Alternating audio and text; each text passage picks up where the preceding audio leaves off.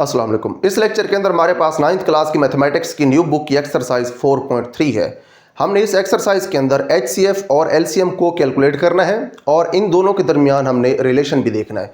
अब इससे पिछली एक्सरसाइजेस के अंदर हम फैक्टराइजेशन का कॉन्सेप्ट इन डिटेल देख चुके हैं और हम ये देख चुके हैं कि हमने किस तरह से डिफरेंट टेक्निक्स को यूज़ करके अपने गिवन अलजेब्राइक एक्सप्रेशंस को फैक्टराइज करना है। अब हमने फैक्टराइजेशन का कंसेप्ट यूज़ करके इस एक्सरसाइज के अंदर एलसीएम और एचसीएफ को कैलकुलेट करना है।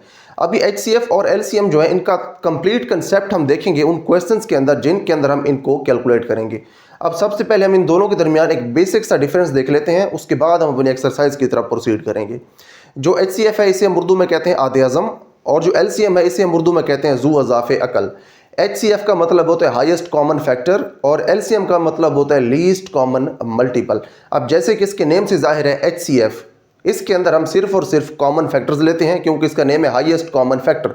सिर्फ कॉमन फैक्टर्स को यूज़ करके हम एचसीएफ को कैलकुलेट करते हैं, लेकिन जब हम एलसीएम को कैलकुलेट करते हैं तो उसके लिए हमें कॉमन फैक्टर्स भी चाहिए होती हैं और उसके बाद नॉन कॉमन फैक्टर्स भी चाहिए होते हैं। इन दोनों तरह के फैक्टर्स को मिला के हम एलसीएम को कैलकुलेट करते हैं। तो यहाँ पे हमारे पास जो एचसीएफ है उसको कैलकुलेट करने के दो मेथड्स हैं। एक हमारे पास है फैक्टराइजेशन का मेथड और दूसरा हमारे पास है डिवीजन का मेथड। अब जो डिवीजन का मेथड है इसको बच्चे आमतौर पे मुश्किल समझते हैं, लेकिन यहाँ पे हम इस मेथड के लिए एक स्टेप बाय स्टेप अप्रोच को यूज़ करेंगे। अगर आप स्टेप बाय स्टेप तरीके से इस मेथड को लेके चलें तो ये वाला जो डिवीजन का मेथड है ये फैक्टराइजेशन वाले मेथड से भी ज़्यादा ईजी है। लेकिन जो एलसीएम है इसके लिए हमारे पास यहाँ पे सिर्फ एक ही मेथड होगा, फैक्टराइजेशन का मेथड, और उसके बाद एंड के ऊपर हमारे पास 3 ऐसे भी क्वेश्चन होंगे इस एक्सरसाइज के अंदर जिनके अंदर हमने एचसीएफ और एलसीएम के दरमियान जो रिलेशनशिप है उसको यूज़ भी करना होगा।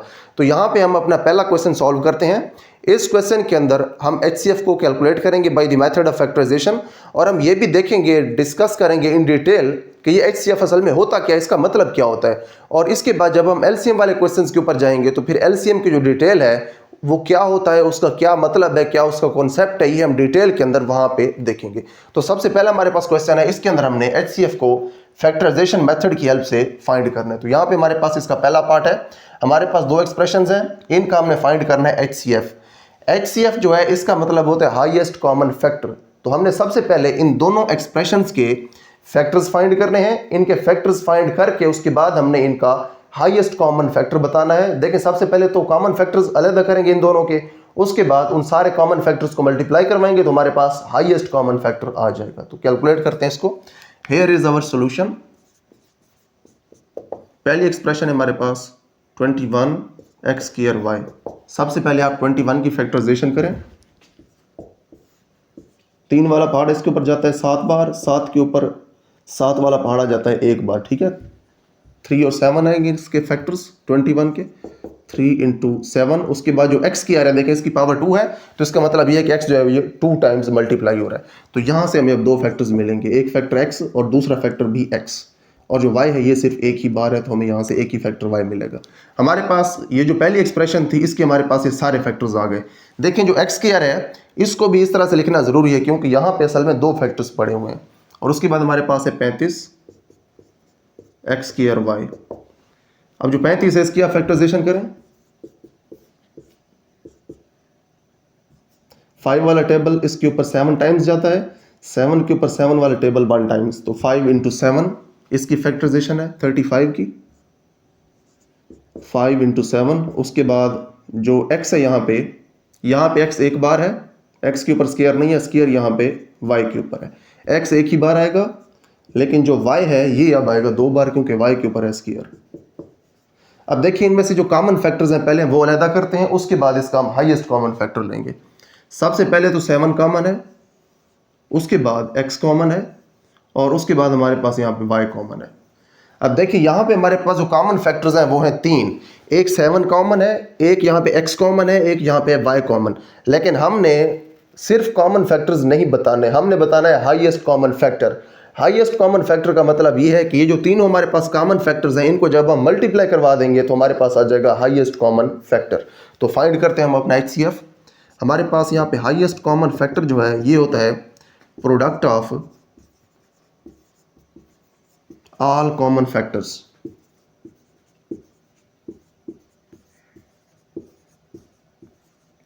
जितने भी कॉमन फैक्टर्स हैं यहाँ पे इनका जब हम प्रोडक्ट लेते हैं तो इसे हम कहते हैं HCF या फिर हाईएस्ट कॉमन फैक्टर। अब जो उर्दू मीडियम वाले बच्चे हैं वो यहाँ पे लिखेंगे तमाम मुश्तरक अज्जाए ज़रबी का हासिल ज़रब, क्योंकि ये इसके हैं अज्जाए ज़रबी और ये मुश्तरक हैं इन दोनों एक्सप्रेशंस के अंदर, और प्रोडक्ट का मतलब होता है हासिल ज़रब, यानी कि उनको हम ज़रब दे रहे हैं। तो तमाम मुश्तरक अज्जाए ज़रबी का जो हासिल ज़रब है वो हमारे पास होता है आद आज़म। उर्दू वाले बच्चे इसको लिखेंगे आद आज़म। ये HCF है हमारे पास। देखें प्रोडक्ट हम लेते हैं तमाम कॉमन फैक्टर्स का। पहला कॉमन फैक्टर है 7, उसके बाद दूसरा कॉमन फैक्टर है x, और उसके बाद तीसरा कॉमन फैक्टर है हमारे पास y। तो अगर इन तीनों को मल्टीप्लाई करवा दें तो ये होगा 7xy।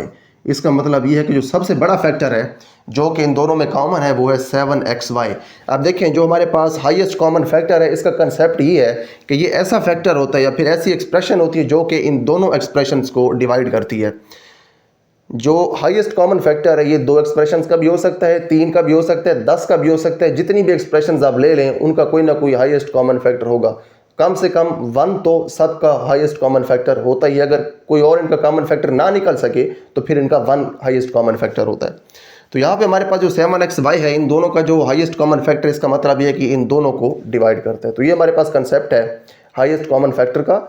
हमारे पास अगर 2 या 2 से ज़्यादा एक्सप्रेशंस हों तो उनका जो हाईएस्ट कॉमन फैक्टर होगा वो ऐसी एक्सप्रेशन होगी जो कि उन सब को डिवाइड करेगी, और उनको डिवाइड करने वाली एक्सप्रेशंस में से सबसे बड़ी एक्सप्रेशन होगी, क्योंकि यहाँ पे जो 7 है ये भी इन दोनों को डिवाइड करता है, x भी इन दोनों को डिवाइड करता है क्योंकि दोनों के अंदर मौजूद है, और जो y है ये भी इन दोनों को डिवाइड करता है क्योंकि दोनों के अंदर मौजूद है। लेकिन ना ये 7 सबसे बड़ा कॉमन फैक्टर है, ना x ना y, क्योंकि इससे जो बड़ा कॉमन फैक्टर है वो ये हमारे पास मौजूद है। तो ये क्योंकि इन सब में से बड़ा कॉमन फैक्टर है तो इसलिए ये है हमारे पास हाईएस्ट कॉमन फैक्टर। तो हमारे पास फर्स्ट पार्ट कंप्लीट हो गया है। यहाँ पे हमने हाईएस्ट कॉमन फैक्टर का इन डिटेल कॉन्सेप्ट भी देख लिया। इसके बाद हम अपना सेकंड पार्ट सॉल्व करते हैं। उसके बाद नेक्स्ट हमारे पास सेकंड पार्ट है। यहाँ पे भी हमारे पास 2 एक्सप्रेशंस हैं। इनमें से जो पहली एक्सप्रेशन, इसके ऊपर एक फार्मूला यूज होगा और इस एक्सप्रेशन में से हम x कॉमन ले लेंगे, तो इस तरह से इन दोनों की फैक्टराइजेशन हो जाएगी। स्टार्ट करते हैं इसको। Here is our solution. पहली एक्सप्रेशन है हमारे पास 4x² माइनस 9y²। जो 4 है ये होता है 2 का स्क्वायर, और जो x² है ये होता है x का स्क्वायर। उसके बाद हमारे पास माइनस, और जो 9 है ये होता है 3 का स्क्वायर, और जो y² है ये होता है y का स्क्वायर। तो इसको हम लिख सकते हैं 2x का होल स्क्वायर, स्क्वायर इकट्ठा हो गया, उसके बाद है माइनस, और उसके बाद जो 3y है इसका भी होल स्क्वायर हो जाएगा। और उसके बाद हमारे पास एक फार्मूला होता है a² माइनस b²। ये बराबर होता है a plus b into a minus b के। यानी कि अगर 2 टर्म्स का स्क्वायर हो, दरमियान में माइनस हो, तो उनको आप एक बार प्लस में लिखते हैं, एक बार उनको आप माइनस में लिखते हैं। तो यहाँ पे हम इसके ऊपर अप्लाई करते हैं अपना फार्मूला। तो हम यहाँ पे लिख सकते हैं this implies that 4x² minus 9y² is equal to, एक बार इनको आप प्लस लिखें 2x प्लस 3y, और एक बार आप इनको लिखेंगे माइनस में 2x माइनस 3y। और जो फार्मूला आपने यूज़ किया है वो आप आगे लिख भी सकते हैं। फार्मूला होता है हमारे पास a² minus b² is equal to a plus b into a minus b. ठीक है जी, एक बार प्लस में एक बार माइनस में। तो ऐसे हमने किया।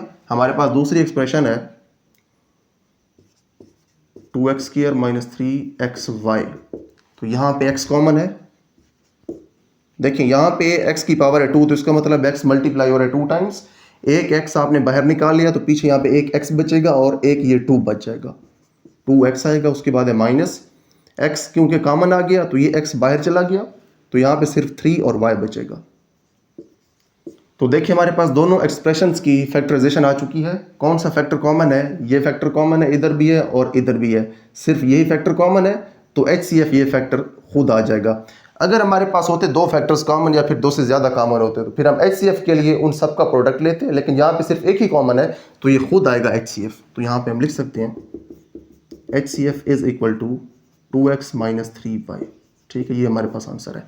तो सेकंड पार्ट कंप्लीट हो गया। इसके बाद हम इसका थर्ड पार्ट सॉल्व करते हैं। उसके बाद नेक्स्ट हमारे पास थर्ड पार्ट है। यहाँ पे भी 2 एक्सप्रेशंस हैं। यहाँ पे एक फार्मूला यूज होगा और फार्मूला की हेल्प से हम इस एक्सप्रेशन के 2 फैक्टर्स लिखेंगे, लेकिन इस एक्सप्रेशन को वैसे लिखेंगे, ये यहाँ पे एक फैक्टर बन जाएगा और इसी तरह का फैक्टर हमें यहाँ पे मिलेगा। तो स्टार्ट करते हैं इसको। यहाँ पे हमारे पास सोल्यूशन है इसका।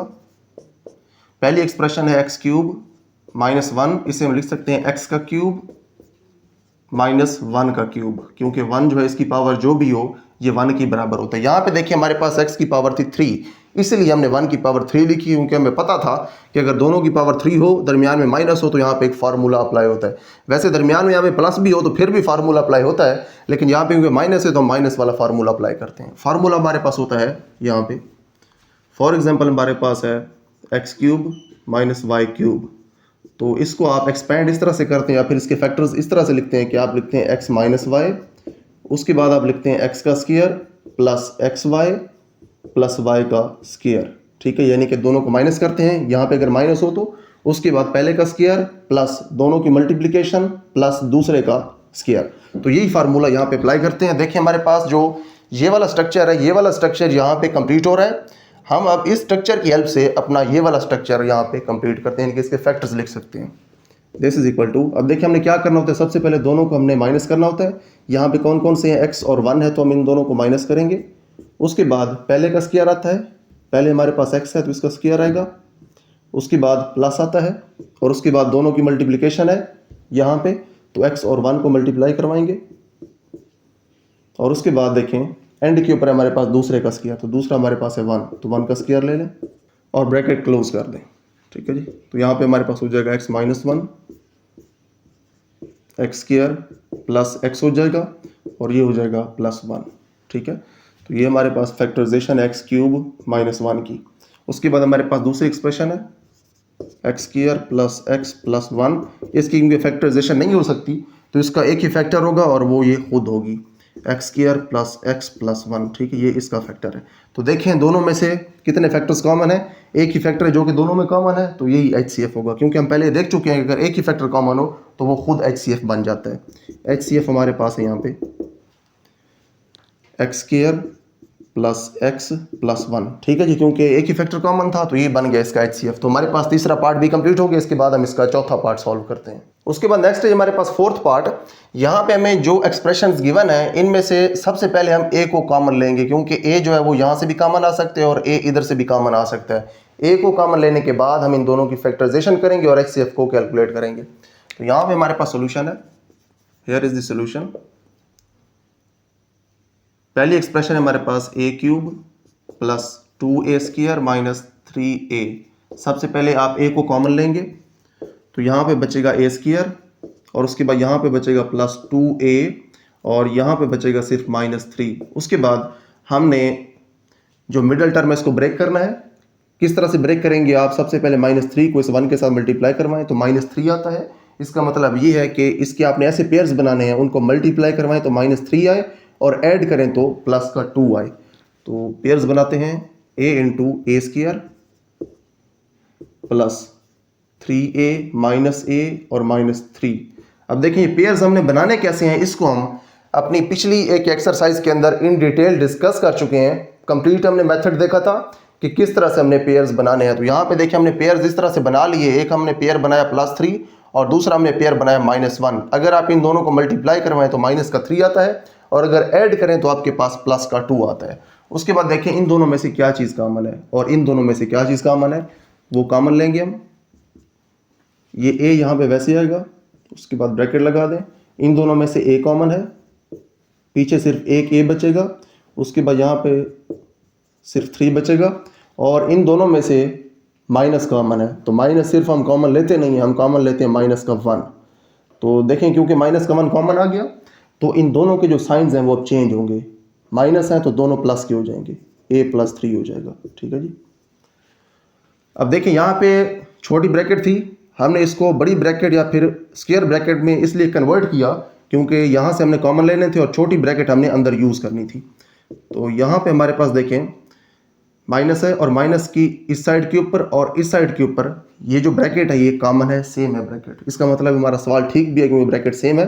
तो आप ये वाली ब्रैकेट कॉमन ले सकते हैं, a प्लस 3 कॉमन आ जाएगा और उसके बाद माइनस की इस साइड के ऊपर सिर्फ a बचेगा और इस साइड के ऊपर सिर्फ 1 बचेगा। माइनस यहाँ पे वैसे ही आएगा और उसके बाद यहाँ पे 1 आ जाएगा। तो देखिए हमारे पास फैक्टराइजेशन हो गई हमारी पहली एक्सप्रेशन की। तो इसको हम यहाँ पे लिख देते हैं a³ plus 2a square minus 3a। उसके बाद हमारे पास है दूसरी एक्सप्रेशन, इसकी फैक्टराइजेशन लिखते हैं 2a³ plus 5a square minus 3a। सबसे पहले आप a को कॉमन लेंगे तो यहाँ पे 2a² बचेगा, क्योंकि एक a तो बाहर चला गया। यहाँ पे हमारे पास 3 a's, तो उनमें से एक a बाहर आ गया तो पीछे 2 a's बचेंगे। उसके बाद हमारे पास +5, एक a बाहर आ गया तो यहाँ पे सिर्फ एक a बचेगा, और यहाँ पे हमारे पास -3 और इसका a जो है वो बाहर आ गया। उसके बाद आपने बनाने हैं पेयर्स 5 के। इस तरह के पेयर्स बनाने हैं कि अगर आप उनको मल्टीप्लाई करवाएं तो -6 आए, क्योंकि -3 × 2 ये होता है -6। पेयर्स ऐसे बनाने हैं जिनको मल्टीप्लाई करवाएं तो -6 आए, और उनको अगर आप ऐड करें तो +5 आए। तो पेयर्स बनाते हैं इसके, a × 2a² वैसे ही आएगा, इसके पेयर्स बन जाएंगे +6a और -a -3। ठीक है जी। अब देखिए ये पेयर हमने कैसे बनाए, क्योंकि हमें -3 और 2 को मल्टीप्लाई करने से मिलता है -6। तो पेयर्स हमारे पास ऐसे हैं कि इनको अगर हम मल्टीप्लाई करवाएं तो -6 आता है, और अगर ऐड करें तो +5 आता है। इसका मतलब ये कि हमारे पेयर्स ठीक है। उसके बाद आप ये देखें कि इन दोनों में से क्या कॉमन है और इन दोनों में से क्या कॉमन है। इन दोनों में से एक तो 2 कॉमन है, 2 इधर भी है और 2 6 के अंदर भी है, क्योंकि 6 के फैक्टर्स होते हैं 2 × 3, तो 2 वाला फैक्टर कॉमन आ जाएगा। उसके बाद a यहाँ पे भी है और a यहाँ पे भी है, यानी कि 2a हमने कॉमन लेना है इन दोनों में से। तो लिखते हैं यहाँ पे this is equal to a, ये बाहर वाला a वैसे ही आएगा। इन दोनों में से 2a कॉमन है, 2 बाहर चला गया, एक a बाहर चला गया, तो पीछे सिर्फ एक a यहाँ पे बच जाएगा। उसके बाद प्लस आएगा। अब देखें जो a है ये तो बाहर आ गया, उसके बाद 6 में से हमने 2 भी बाहर ले लिया। जो 6 है ये बराबर होता है 2 × 3 के, ये 2 तो बाहर चला गया, 3 पीछे बचेगा, तो यहाँ पे आ जाएगा सिर्फ और सिर्फ 3। उसके बाद इन दोनों में से -1 कॉमन है, और साइन दोनों के चेंज होंगे क्योंकि आपने यहाँ से माइनस कॉमन लिया, तो यहाँ पे आएगा +a और उसके बाद यहाँ पे आएगा +3। अब देखें हमारे पास ये जो दोनों ब्रैकेट्स हैं सेम है, इसका मतलब है सवाल ठीक है। और उसके बाद जो माइनस है इसकी दोनों साइड्स के ऊपर ये ब्रैकेट मौजूद है, तो अब इसको अब कॉमन लेंगे अपने नेक्स्ट स्टेप के अंदर। a वैसे ही आएगा, उसके बाद ये ब्रैकेट कॉमन आएगी a+3, और उसके बाद यहाँ पे सिर्फ 2a बचेगा और यहाँ पे बचेगा -1। तो ये हमारे पास फैक्टराइजेशन है हमारी दूसरी एक्सप्रेशन की, 2a³ + 5a² -3a। ठीक है जी। उसके बाद हम अपना HCF यहाँ पे लिख सकते हैं। तो यहाँ पे हम लिखते हैं HCF किसके बराबर होता है, ये बराबर होता है product of all common factors. तो जितने भी कॉमन फैक्टर्स हैं उनका प्रोडक्ट होता है ये। कॉमन फैक्टर्स देखें कौन कौन से हैं। सबसे पहले तो यहाँ पे a कॉमन है, a इधर भी है और a इधर भी है, तो यहाँ पे हम लिखते हैं a। उसके बाद दूसरा देखें कौन सा कॉमन फैक्टर है, a+3 यहाँ पे भी है और a+3 यहाँ पे भी है। ठीक है, दोनों एक्सप्रेशंस में है, तो आप यहाँ पे लिखेंगे a+3 को। उसके बाद ये वाला जो फैक्टर है इधर तो है लेकिन इधर नहीं है, तो सिर्फ यही 2 कॉमन फैक्टर्स हैं, इनकी जो मल्टीप्लिकेशन है वो हमारे पास होगा HCF। तो HCF यहाँ पे हमारे पास है a × a+3 के। ठीक है, तो यहाँ पे हमारे पास इसका चौथा पार्ट भी कंप्लीट हो गया। इसके बाद हम इसका 5th पार्ट सॉल्व करते हैं। उसके बाद नेक्स्ट है हमारे पास 5th पार्ट। यहाँ पे जो मेथड है HCF कैलकुलेट करने का ये सेम वही है, लेकिन यहाँ पे फ़र्क ये है कि यहाँ पे एक्सप्रेशंस हमारे पास हैं 3, तो सेम उसी तरह से प्रोसीड करेंगे।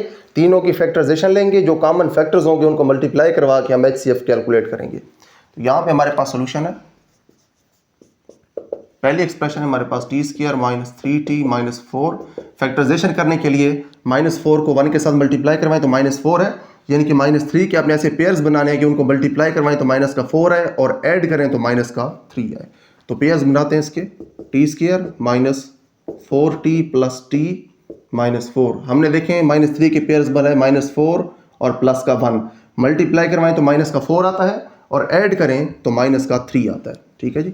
देखें इन दोनों में से t कॉमन है, तो पीछे यहाँ पे सिर्फ एक t बचेगा और उसके बाद माइनस आएगा और यहाँ पे सिर्फ 4 बचेगा। उसके बाद हमारे पास प्लस, कुछ कॉमन नहीं है तो आप 1 कॉमन ले सकते हैं, यहाँ पे t रह जाएगा और इधर रह जाएगा -4।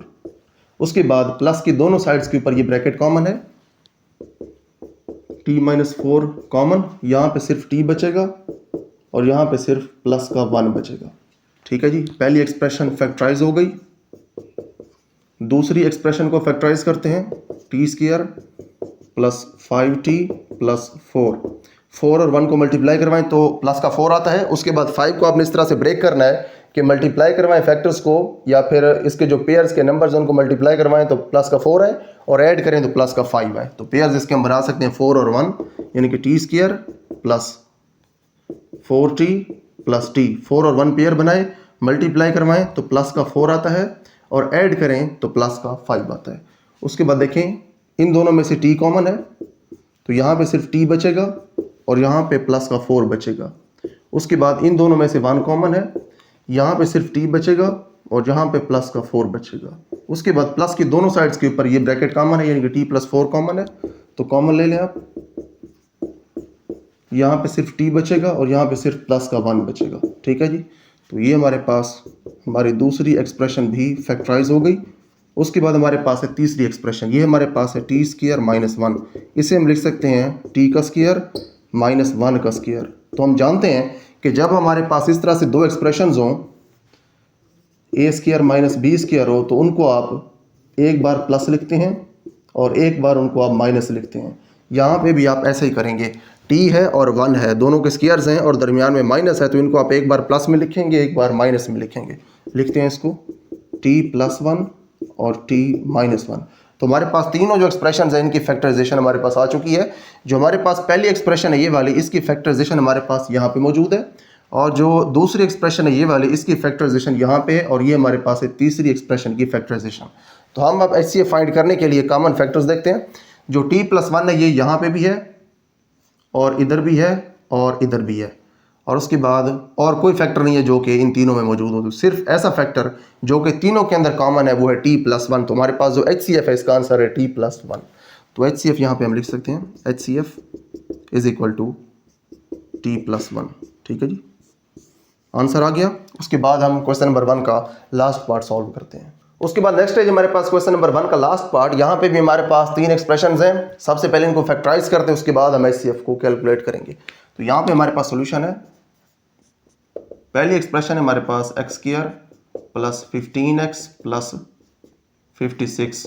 तो हमने अब 15 के ऐसे पेयर्स बनाने हैं कि जिनको हम मल्टीप्लाई करवाएं तो 56 आए और ऐड करें तो 15 आए। तो पेयर्स इजीली यहाँ पे बन सकते हैं x square plus 8x plus 7x plus 56। 8 और 7 को मल्टीप्लाई करवाएं तो 56 आता है, अगर ऐड करें तो 15 आता है प्लस का। उसके बाद पहली दो टर्म्स में से x कॉमन है तो पीछे यहाँ पे एक x बचेगा और यहाँ पे प्लस का 8 बचेगा, x प्लस 8। उसके बाद इन दोनों में से 7 कॉमन है प्लस 7, और यहाँ पे सिर्फ x बचेगा और यहाँ पे सिर्फ 8 बचेगा। ठीक है जी, अब यहाँ पे x बचना तो हमें समझ आता है, लेकिन यहाँ पे 8 कैसे बचा है उसके लिए आप ये देखें कि क्योंकि हमने ये कहा है कि 8 और 7 को अगर हम मल्टीप्लाई करवाएं तो हमारे पास आता है 56। ठीक है जी, 56 बराबर है 8 इंटू 7। हमने यहाँ पे क्योंकि 7 वाला फैक्टर ले लिया कॉमन, तो 7 यहाँ से भी बाहर आ गया और जो 56 है इसमें से भी 7 आ गया बाहर, तो पीछे सिर्फ 8 बच जाएगा 56 का। तो देखिए प्लस की दोनों साइड्स के ऊपर ये ब्रैकेट कॉमन है तो इसे हम कॉमन लेंगे। x प्लस 8 वाली ब्रैकेट कॉमन, यहाँ पे सिर्फ x बचेगा और यहाँ पे सिर्फ 7 बचेगा, x plus 7। X square plus 15x plus 56 factorization आ गई। उसके बाद दूसरी एक्सप्रेशन है x square plus 5x minus 24। अब देखें आप अगर माइनस 24 को 1 के साथ मल्टीप्लाई करवाएं तो माइनस 24 आता है। अब आपने 5 के इस तरह से पेयर्स बनाने हैं कि मल्टीप्लाई करवाएं तो माइनस 24 आए और ऐड करें तो प्लस का 5 आए। तो इजीली इसके भी पेयर्स बन सकते हैं। एक्स स्क्वायर वैसे ही आएगा और यहाँ पे आप लिखेंगे प्लस का 8x और साथ लिखेंगे माइनस का 3x। ये पेयर्स हमने बना लिए और उसके बाद इसको वैसे लिखेंगे। अब देखें 8 और माइनस 3 को अगर हम मल्टीप्लाई करवाएं तो माइनस का 24 आता है, और अगर आप इन दोनों को ऐड कर दें तो आपके पास प्लस का 5 आता है। तो पेयर्स हमारे पास, इसका मतलब है ठीक है। उसके बाद इन दोनों में से x कॉमन है, x को कॉमन लिखें तो यहाँ पे पीछे एक x बचेगा और यहाँ पे हमारे पास 8 बचेगा। उसके बाद इन दोनों में से एक तो माइनस कॉमन है और उसके बाद दोनों में से 3 कॉमन है। अब देखें 3 कैसे कॉमन है, क्योंकि हमने पहले ये कहा कि अगर हम 8 और 3 को मल्टीप्लाई करवाएं तो 24 होता है। तो इसका मतलब ये है कि जो 24 है ये बराबर है 3 इंटू 8 के। ठीक है, 3 8 आर 24। तो यहाँ से क्योंकि हमने 3 ले लिया कॉमन तो 3 यहाँ से तो बाहर आ जाएगा, और जो 24 है इसको क्योंकि हम लिख सकते हैं 3 इंटू 8 तो 3 यहाँ से भी बाहर आएगा, पीछे सिर्फ 8 बचेगा 24 का। तो यहाँ पे क्योंकि माइनस हम पहले से कॉमन ले चुके हैं तो ये दोनों प्लस हो जाएंगे। जो x है इसके साथ भी प्लस आएगा और उसके बाद जो 24 है इसके साथ भी प्लस हो जाएगा और इसका 3 बाहर कॉमन आ गया तो पीछे इसका सिर्फ 8 बचेगा। ठीक है जी। उसके बाद माइनस की दोनों साइड्स के ऊपर ये ब्रैकेट कॉमन है, इसको हम कॉमन लेंगे, x प्लस 8 कॉमन आएगा और यहाँ पे सिर्फ x बचेगा और यहाँ पे बचेगा माइनस का 3। ठीक है जी। ये हमारे पास एक्सप्रेशन है जिसकी फैक्टराइजेशन है x² प्लस 5x माइनस का 24। उसके बाद हमारे पास लास्ट एक्सप्रेशन है तीसरी, x² प्लस 8x। इसकी तो फैक्टराइजेशन बहुत ही सिंपल है, दोनों में से x कॉमन है, ये कॉमन ले लें, यहाँ पे एक x बचेगा और यहाँ पे प्लस का 8 बचेगा। उसके बाद हमारे पास जो तीनों एक्सप्रेशंस हैं इनकी फैक्टराइजेशंस आ चुकी हैं। ये पहली एक्सप्रेशन की फैक्टराइजेशन है, ये दूसरी की, ये तीसरी की। अब देखें कौन सा फैक्टर है जो कि तीनों के अंदर मौजूद है। ये x प्लस 8 इधर भी मौजूद है, इधर भी मौजूद है और इधर भी मौजूद है। x प्लस 8 क्योंकि तीनों के अंदर कॉमन है और सिर्फ यही फैक्टर कॉमन है तो ये हमारे पास HCF आ जाएगा। तो हम HCF यहाँ पे लिख सकते हैं, HCF is equal to x plus 8। अब देखें यहाँ पे सिर्फ एक ही फैक्टर कॉमन था तो उसी को हमने लिखा HCF। अगर यहाँ पे एक से ज़्यादा फैक्टर्स होते कॉमन सब के अंदर तो फिर जो HCF है ये उन दोनों की मल्टीप्लिकेशन हो जाता है या फिर जितने भी फैक्टर्स कॉमन होते हैं उनकी हो जाता है मल्टीप्लिकेशन। अब यहाँ पे आप एक बहुत इंपॉर्टेंट पॉइंट ये नोट करें कि फॉर एग्जांपल हमारे पास ये x-3 पड़ा हुआ है। अगर ये x-3 यहाँ पे भी होता लेकिन तीसरे के अंदर ना होता तो फिर भी x-3 HCF के अंदर ना आता। HCF के अंदर किसी फैक्टर के आने के लिए ये बात ज़रूरी है कि वो फैक्टर इन सब एक्सप्रेशंस के अंदर मौजूद हो जिनका आप HCF कैलकुलेट करें। अगर आपके पास है 4 एक्सप्रेशंस और एक फैक्टर पहली 3 के अंदर आ रहा है लेकिन वो चौथी के अंदर नहीं आ रहा तो फिर वो HCF के अंदर नहीं आ सकता। HCF के अंदर किसी फैक्टर के आने के लिए ये बात ज़रूरी है, इसको मैं रिपीट कर रहा हूँ, कि वो उन सब एक्सप्रेशंस के अंदर मौजूद हो जिनका आप HCF कैलकुलेट कर रहे हैं। तो यहाँ पे हमारे पास क्वेश्चन नंबर 1 कंप्लीट हो गया है। इसके अंदर हमने फैक्टराइजेशन की हेल्प से HCF को कैलकुलेट किया। HCF को फैक्टराइजेशन की हेल्प से कैलकुलेट करने का ये मेथड है कि आपने सबसे पहले उन तमाम एक्सप्रेशंस की फैक्टराइजेशन करनी है जिनका आप HCF कैलकुलेट कर रहे हैं। उसके बाद उनके जो कॉमन फैक्टर्स हैं, ऐसे फैक्टर्स जो कि उन तमाम एक्सप्रेशंस के अंदर मौजूद हैं, उन सब फैक्टर्स को आपने मल्टीप्लाई करवा देना है। जब उन फैक्टर्स को आप मल्टीप्लाई करवा लेंगे तो फिर उसका जो रिजल्ट होगा वो होगा हमारे पास HCF। तो हमारे पास क्वेश्चन नंबर 1 कंप्लीट हो गया है। इसके बाद हम क्वेश्चन नंबर 2 स्टार्ट करते हैं। उसके बाद नेक्स्ट है हमारे पास क्वेश्चन नंबर 2। यहाँ पे हमने डिवीजन को यूज़ करके एक्सप्रेशंस का HCF फाइंड करना है। यहाँ पे हमारे पास 2 एक्सप्रेशंस गिवन है, हमने इनका HCF फाइंड करना है। वैसे हमारे पास 3 भी एक्सप्रेशंस होंगी, आगे हमारे पास एक ऐसा भी सवाल आएगा जिसके अंदर 3 एक्सप्रेशंस होंगी, उनका HCF हमने डिवीजन की हेल्प से फाइंड करना होगा। तो जब हमें 2 एक्सप्रेशंस गिवन होती हैं और डिवीजन की हेल्प से हमने HCF फाइंड करना है तो मेथड इसका ये होता है कि हमने एक बड़ी एक्सप्रेशन को डिवीजन के अंदर रखना होता है और बाहर हमने लिखना होता है छोटे एक्सप्रेशन को, फिर उनकी डिवीजन करनी होती है। अगर तो आंसर आ जाए 0 तो उसके बाद जो छोटी एक्सप्रेशन है ये होती है हमारे पास HCF। अगर आंसर 0 ना आए तो उसके बाद फिर हम एक और स्टेप करते हैं जो हम अपने क्वेश्चन के अंदर देखेंगे। आइए हम अपना पहला पार्ट करते हैं। इसका हमारे पास सोल्यूशन है, इसमें जो बड़ी एक्सप्रेशन है वो ये है। अब कैसे हमें पता चला कि ये बड़ी एक्सप्रेशन है? इसके अंदर जो x है इसकी पावर बड़ी है, इसके अंदर x की पावर 1 है, इसमें x की पावर 3 है। तो हम इसको डिवीजन के साइन के नीचे लिखेंगे, इसको बाहर लिखेंगे और हम अपने डिवीजन को परफॉर्म करेंगे। यहाँ पे हमारे पास पहली एक्सप्रेशन है 27x³ plus 9x² minus 3x minus 10 और उसके बाद आप इसके ऊपर लगा दें डिवीजन का साइन और उसके बाद वो एक्सप्रेशन लिखें जिसके साथ आपने डिवाइड करवाना है 3x माइनस 2। अब देखें जब आपने डिवाइड करवाना है तो सबसे पहले आपने अपने इस टर्म को 0 करना है। अगर हमने इस टर्म को 0 करना है तो हमने अब ये देखना है कि हम इस टर्म को किस चीज़ के साथ मल्टीप्लाई करवाएं तो ये इसके इक्वल हो जाएगी। 3 को मल्टीप्लाई करवाना पड़ेगा 9 के साथ, यहाँ पे हम लिख देते हैं तो ये हो जाएगा 27 और उसके बाद जो x है इसको अगर हम मल्टीप्लाई करवा दें x² के साथ तो ये जो x है ये x² के साथ मल्टीप्लाई होने के बाद x³ हो जाएगा। ठीक है जी। तो हम अगर 9x² के साथ इस अपनी पहली टर्म को मल्टीप्लाई करवाएं तो ये 27x³ हो सकती है। तो जब आपने 9x² को इसके साथ मल्टीप्लाई करवाया तो फिर इसके साथ भी मल्टीप्लाई करवाना पड़ेगा। जब इसके साथ मल्टीप्लाई करवाएंगे तो ये हो जाएगा हमारे पास माइनस 18x²। देखें जो 18x² है ये हमने इस x² वाली टर्म के नीचे ही लिखना है और जो x³ वाली टर्म है वो हमने x³ वाली टर्म के नीचे लिखी है। उसके बाद अगला स्टेप ये होता है कि हमने जो ये एक्सप्रेशन हमें नीचे मिली है इसको हमने इसमें से माइनस करना होता है। माइनस करने के लिए आप इनके साइन चेंज करते हैं, यहाँ पे हम माइनस लगाएंगे क्योंकि इधर कोई साइन नहीं है तो इसका मतलब यह है कि यहाँ पे प्लस है, इस माइनस को आप प्लस में चेंज करेंगे। उसके बाद आप यहाँ पे इनको सॉल्व करें।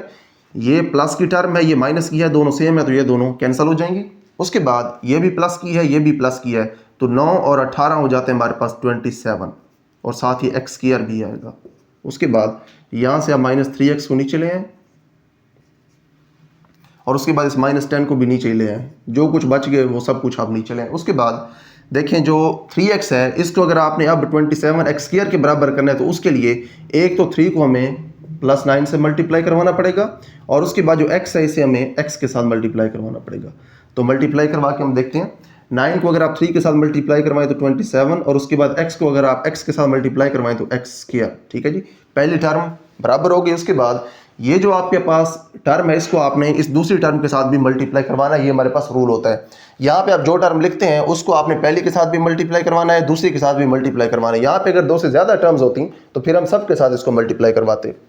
तो जो 9x है इसको अगर आप 3x के साथ मल्टीप्लाई करवाएं तो ये आता है। उसके बाद आप इस 9x को -2 के साथ अगर मल्टीप्लाई करवाएं तो आपके पास आता है -18x।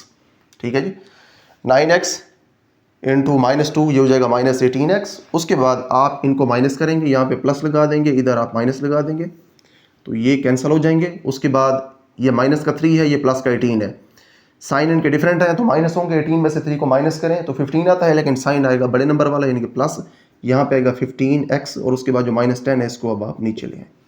उसके बाद देखें ये अगेन इसको पूरा पूरा डिवाइड करेगा। कैसे करेगा, आपने अगर 3x को 5x बनाना है तो आप इसको बना सकते हैं इस तरह से कि अगर आप 3 को 5 के साथ मल्टीप्लाई करवा दें तो उसके बाद आपके पास आ जाता है 15 और x जो है ये साथ वैसे ही आ जाएगा। इनफैक्ट यहाँ पे आपने जो 5 लिखा है इसका मतलब ये है कि आपने 5 के साथ इस पूरी एक्सप्रेशन को मल्टीप्लाई करवाना है। जब पहली टर्म को मल्टीप्लाई करवाएंगे तो 15x, दूसरी टर्म को मल्टीप्लाई करवाएंगे तो -10 आएगा। उसके बाद साइन इनके चेंज करें, प्लस माइनस, ये प्लस और माइनस वाली टर्म कैंसिल, उसके बाद ये माइनस और प्लस वाले दोनों टर्म्स कैंसिल और नीचे आ गया 0। देखिए अब HCF का मतलब ये है कि वो कौन सी एक्सप्रेशन है जिसने आपको आंसर 0 दिया है। अब यहाँ पे हमें 0 जो आंसर मिला है वो किस एक्सप्रेशन से डिवाइड करने के बाद हमें मिला है, वो हमें मिला है इस एक्सप्रेशन से डिवाइड करने के बाद। देखें ये जो एक्सप्रेशन है इसने हमारे इस एक्सप्रेशन को पूरा पूरा डिवाइड किया और उसके बाद हमें आंसर मिल गया 0। तो इसीलिए वो एक्सप्रेशन जिसके साथ डिवाइड करवाने पर हमें आंसर मिल गया 0 वो है हमारे पास HCF। This is our HCF हमारे पास है 3x - 2। ठीक है, ये हमारे पास इस क्वेश्चन का आंसर। उसके बाद नेक्स्ट है हमारे पास सेकंड पार्ट। यहाँ पे अगेन हमें 2 एक्सप्रेशंस गिवन है और इनमें से ये बड़ी एक्सप्रेशन है क्योंकि इसमें x की पावर बड़ी है, ये छोटी एक्सप्रेशन है क्योंकि इसमें x की पावर है छोटी। तो अब हम इस बड़ी एक्सप्रेशन को डिवीजन के अंदर लिखेंगे, इसको बाहर लिखेंगे, डिवीजन परफॉर्म करेंगे, आंसर जब 0 आ जाएगा तो फिर वो एक्सप्रेशन HCF बन जाएगी जो हमें 0 आंसर देगी। तो यहाँ पे हमारे पास इसका सोल्यूशन है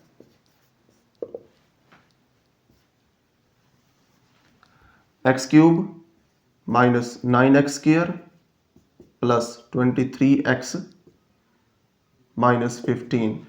इससे हमने डिवाइड करवाना है। यहाँ पे हमारे पास x² - 4x + 3। उसके बाद देखें जो x² है इसको आपने अब बनाना है x³, तो उसके लिए हमें इसको x के साथ मल्टीप्लाई करवाना पड़ेगा और x के साथ हमने सिर्फ इसको मल्टीप्लाई नहीं करवाना, पूरी एक्सप्रेशन को मल्टीप्लाई करवाना है। x को अगर आप इसके साथ मल्टीप्लाई करवाएं तो x³ होगा, उसके बाद इसके साथ मल्टीप्लाई करवाएं तो -4x² होगा और इसके साथ मल्टीप्लाई करवाएं तो प्लस का 3x होगा। ठीक है जी, उसके बाद आप इनको माइनस करें, यहाँ पे माइनस होगा, यहाँ पे प्लस होगा, यहाँ पे माइनस होगा, साइन इनके चेंज करने हैं, ये तो कैंसिल हो जाएंगे, सेम है। उसके बाद इन दोनों के साइन डिफरेंट है, माइनस है इधर प्लस है तो माइनस होंगे, 5x² आएगा और उसके बाद बड़े नंबर के साथ है माइनस तो इधर आएगा माइनस। उसके बाद यहाँ पे 23 है, यहाँ पे 3 है, साइंस है डिफरेंट तो माइनस होंगे, बड़े नंबर के साथ प्लस है तो साइन आएगा प्लस का, 23 में से 3 माइनस करें तो 20 आएगा और साथ x भी आएगा। उसके बाद इसको आप नीचे लें -15 को। उसके बाद हमने अब यहाँ पे टर्म बनानी है इसके नीचे -5x², तो उसके लिए यहाँ पे हमारे पास जो x² है इसको आपने मल्टीप्लाई करवाना है -5 से। अगर आप इसको -5 से मल्टीप्लाई करवाएं तो सिंपली -5x² बनता है। तो हमने इस -5 को पूरी एक्सप्रेशन के साथ मल्टीप्लाई करवाना है। आप इसके साथ मल्टीप्लाई करवाएं तो -5x², इसके साथ मल्टीप्लाई करवाएं तो प्लस का 20x, क्योंकि माइनस माइनस प्लस होंगे और 5 4 = 20 और x यहाँ पे साथ वैसे ही आएगा। उसके बाद -5 को जब आप +3 के साथ मल्टीप्लाई करवाएंगे तो माइनस का 15 आएगा। उसके बाद आप इनके साइन चेंज करें। अब देखें science different, term same, cancel, इनकी भी यही सिचुएशन है, ये भी कैंसिल और ये भी कैंसिल, आंसर आ गया 0। अब देखें किस एक्सप्रेशन ने आपको आंसर 0 दिया, हमें आंसर 0 दिया है इस एक्सप्रेशन ने, तो इसीलिए ये वाली हमारी जो एक्सप्रेशन है ये बन जाएगी हमारे पास HCF, hence HCF is equal to x square minus 4x plus 3। ठीक है, ये हमारे पास HCF है हमारे सेकंड पार्ट के अंदर। तो ये जो सेकंड पार्ट ये भी सेम वैसे ही था जैसे हमने अपना पहला पार्ट किया। इस तरह की हमें एक्सप्रेशंस गिवन थी जिनमें से एक बड़ी थी उसको हमने अंदर लिखा, छोटी को बाहर लिखा, उसके बाद हमने डिवीजन परफॉर्म की, आंसर हमें जब 0 मिला तो वो एक्सप्रेशन जिसने हमें आंसर 0 दिया वो अब बन गई हमारे पास HCF। उसके बाद आप एक चीज़ और नोट करें कि हमारे पास ये वाली जो एक्सप्रेशन ऊपर लिखी हुई है इसको आप इधर भी लिख सकते हैं, इसको आप ऐसे साइन बना के इधर बेशक ना लिखें और इसको आप इधर भी लिख सकते हैं, दोनों इसके लिखने के तरीके या दोनों जगह इसके लिखने के ठीक हैं। तो यहाँ पे हमारे पास सेकंड पार्ट भी कंप्लीट हो गया, इसके बाद हम थर्ड पार्ट सॉल्व करते हैं। उसके बाद नेक्स्ट है हमारे पास थर्ड पार्ट। ये थर्ड पार्ट पिछले दोनों पार्ट से ज़्यादा इंपॉर्टेंट है क्योंकि इसके अंदर एक एडिशनल स्टेप इन्वॉल्व होगा डिवीजन के अंदर, और उस एडिशनल स्टेप के ऊपर हमने एक बहुत इंपॉर्टेंट पॉइंट भी देखना होगा। तो आइए इसको हम स्टार्ट करते हैं। यहाँ पे सबसे पहले ये देखते हैं कि बड़ी एक्सप्रेशन कौन सी है। एक्स की तो पावर जो है वो सेम है लेकिन जो इनके कोफिशिएंट्स है वो सेम नहीं है। कोफिशिएंट यहाँ पे 6 है, यहाँ पे 2 है, तो 6 बड़ा है तो इसलिए ये एक्सप्रेशन हो गई बड़ी। इसको हम डिवीजन के अंदर लिखेंगे, इसको बाहर लिखेंगे। तो यहाँ पे हमारे पास सोल्यूशन है 6x cube plus 12x square plus 6x plus 12। उसके बाद हमारे पास डिवीजन है और यहाँ पे हमारे पास है हमारी दूसरी एक्सप्रेशन जो कि बाहर आएगी 2x cube plus 2x square plus 2x plus 2। तो देखिए हमने सबसे पहले इस टर्म को इस टर्म के बराबर करना होता है, तो उसके लिए हमें इसको मल्टीप्लाई करवाना पड़ेगा 3 के साथ। अगर आप 3 के साथ इसको मल्टीप्लाई करवाएं तो 3 2s are 6 और उसके बाद x क्यूब वैसे ही आएगा। ठीक है जी, सेम हो गए दोनों टर्म्स। उसके बाद आप इस 3 को इन बाकी टर्म्स के साथ भी मल्टीप्लाई करवाएंगे। देखिए ऐसा नहीं करना कि आप 3 को या जो भी इधर नंबर उसको आप सिर्फ इसके साथ मल्टीप्लाई करवा के इसके बराबर तो कर दें, इनके साथ मल्टीप्लाई ना करवाएं, फिर आप ये कहेंगे अगले स्टेप के अंदर मल्टीप्लाई करवा लेंगे। ऐसा नहीं करना, इसी स्टेप के अंदर इस नंबर को सबके साथ मल्टीप्लाई करवाना है। 3 को आप इस 2 के साथ मल्टीप्लाई करवाएं तो ये भी 6 होगा और साथ x स्क्वायर वैसे ही आएगा, और यहाँ पे भी 6 होगा और साथ x वैसे ही आएगा, और यहाँ पे होगा 6। ठीक है जी, साइन इनके चेंज करें, माइनस माइनस माइनस, इधर भी माइनस। देखें कौन कौन से कैंसिल होते हैं, ये दोनों कैंसिल हो रहे हैं, उसके बाद ये दोनों कैंसिल हो रहे हैं, इनके साइंस डिफरेंट हैं। यहाँ पे हमारे पास है प्लस, यहाँ पे माइनस, साइंस डिफरेंट है तो ये सब्ट्रैक्ट होंगे। 12 में से 6 को माइनस करें तो पीछे 6 बचेगा, और जो साइन है ये आएगा बड़े नंबर वाला प्लस का, और साथ एक्स स्क्वायर भी आएगा। उसके बाद यहाँ पे प्लस है, यहाँ पे माइनस है, साइंस डिफरेंट है, साइन आएगा बड़े नंबर वाला, लेकिन होंगे ये सब्ट्रैक्ट। 12 में से 6 को माइनस करें तो पीछे बचेगा 6। ठीक है जी, उसके बाद अब आप ये नोट करें कि यहाँ पे हमारे पास जो एक्सप्रेशन डिवाइड कर रही है उसके अंदर x की पावर 3, लेकिन यहाँ पे हमारे पास जो एक्सप्रेशन हमें आंसर में मिली है उसमें x की पावर है 2।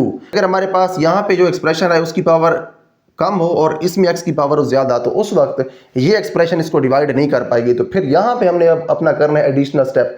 एडिशनल स्टेप ये होगा कि ये एक्सप्रेशन बाहर रहेगी, इस एक्सप्रेशन को हमने डिवीजन के अंदर लेके जाना होगा। लेकिन उससे पहले आप ये देखें कि इस एक्सप्रेशन के अंदर कोई ऐसा फैक्टर तो नहीं है जो कि इसमें मौजूद ना हो। तो हम यहाँ पे देख सकते हैं कि यहाँ पे हमारे पास है 6, और जो 6 है इसको आप लिख सकते हैं 3 × 2। 6 को आप लिख सकते हैं 3 × 2। तो यहाँ पे हमारे पास जो 6x स्क्वायर है इसे आप लिख सकते हैं 3 × 2x स्क्वायर, और उसके बाद जो 6 है इसे आप लिख सकते हैं प्लस 3 × 2। तो 3 आप अगर कॉमन ले लें तो पीछे बचेगा 2x स्क्वायर प्लस 2।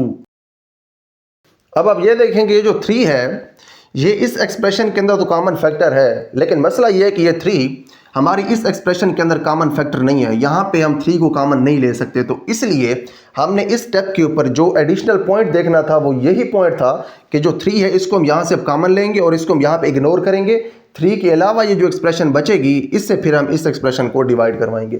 तो यहाँ पे अगर हम 3 कॉमन ले लें तो इसको फिर हम लिख सकते हैं 2x स्क्वायर प्लस 2। ठीक है जी, इसी तरह से जब 3 आप कॉमन ले लेंगे तो पीछे बचेगा 2x स्क्वायर प्लस 2। यहाँ पे अब आप लिखेंगे एक स्टेटमेंट एज 3 इज नॉट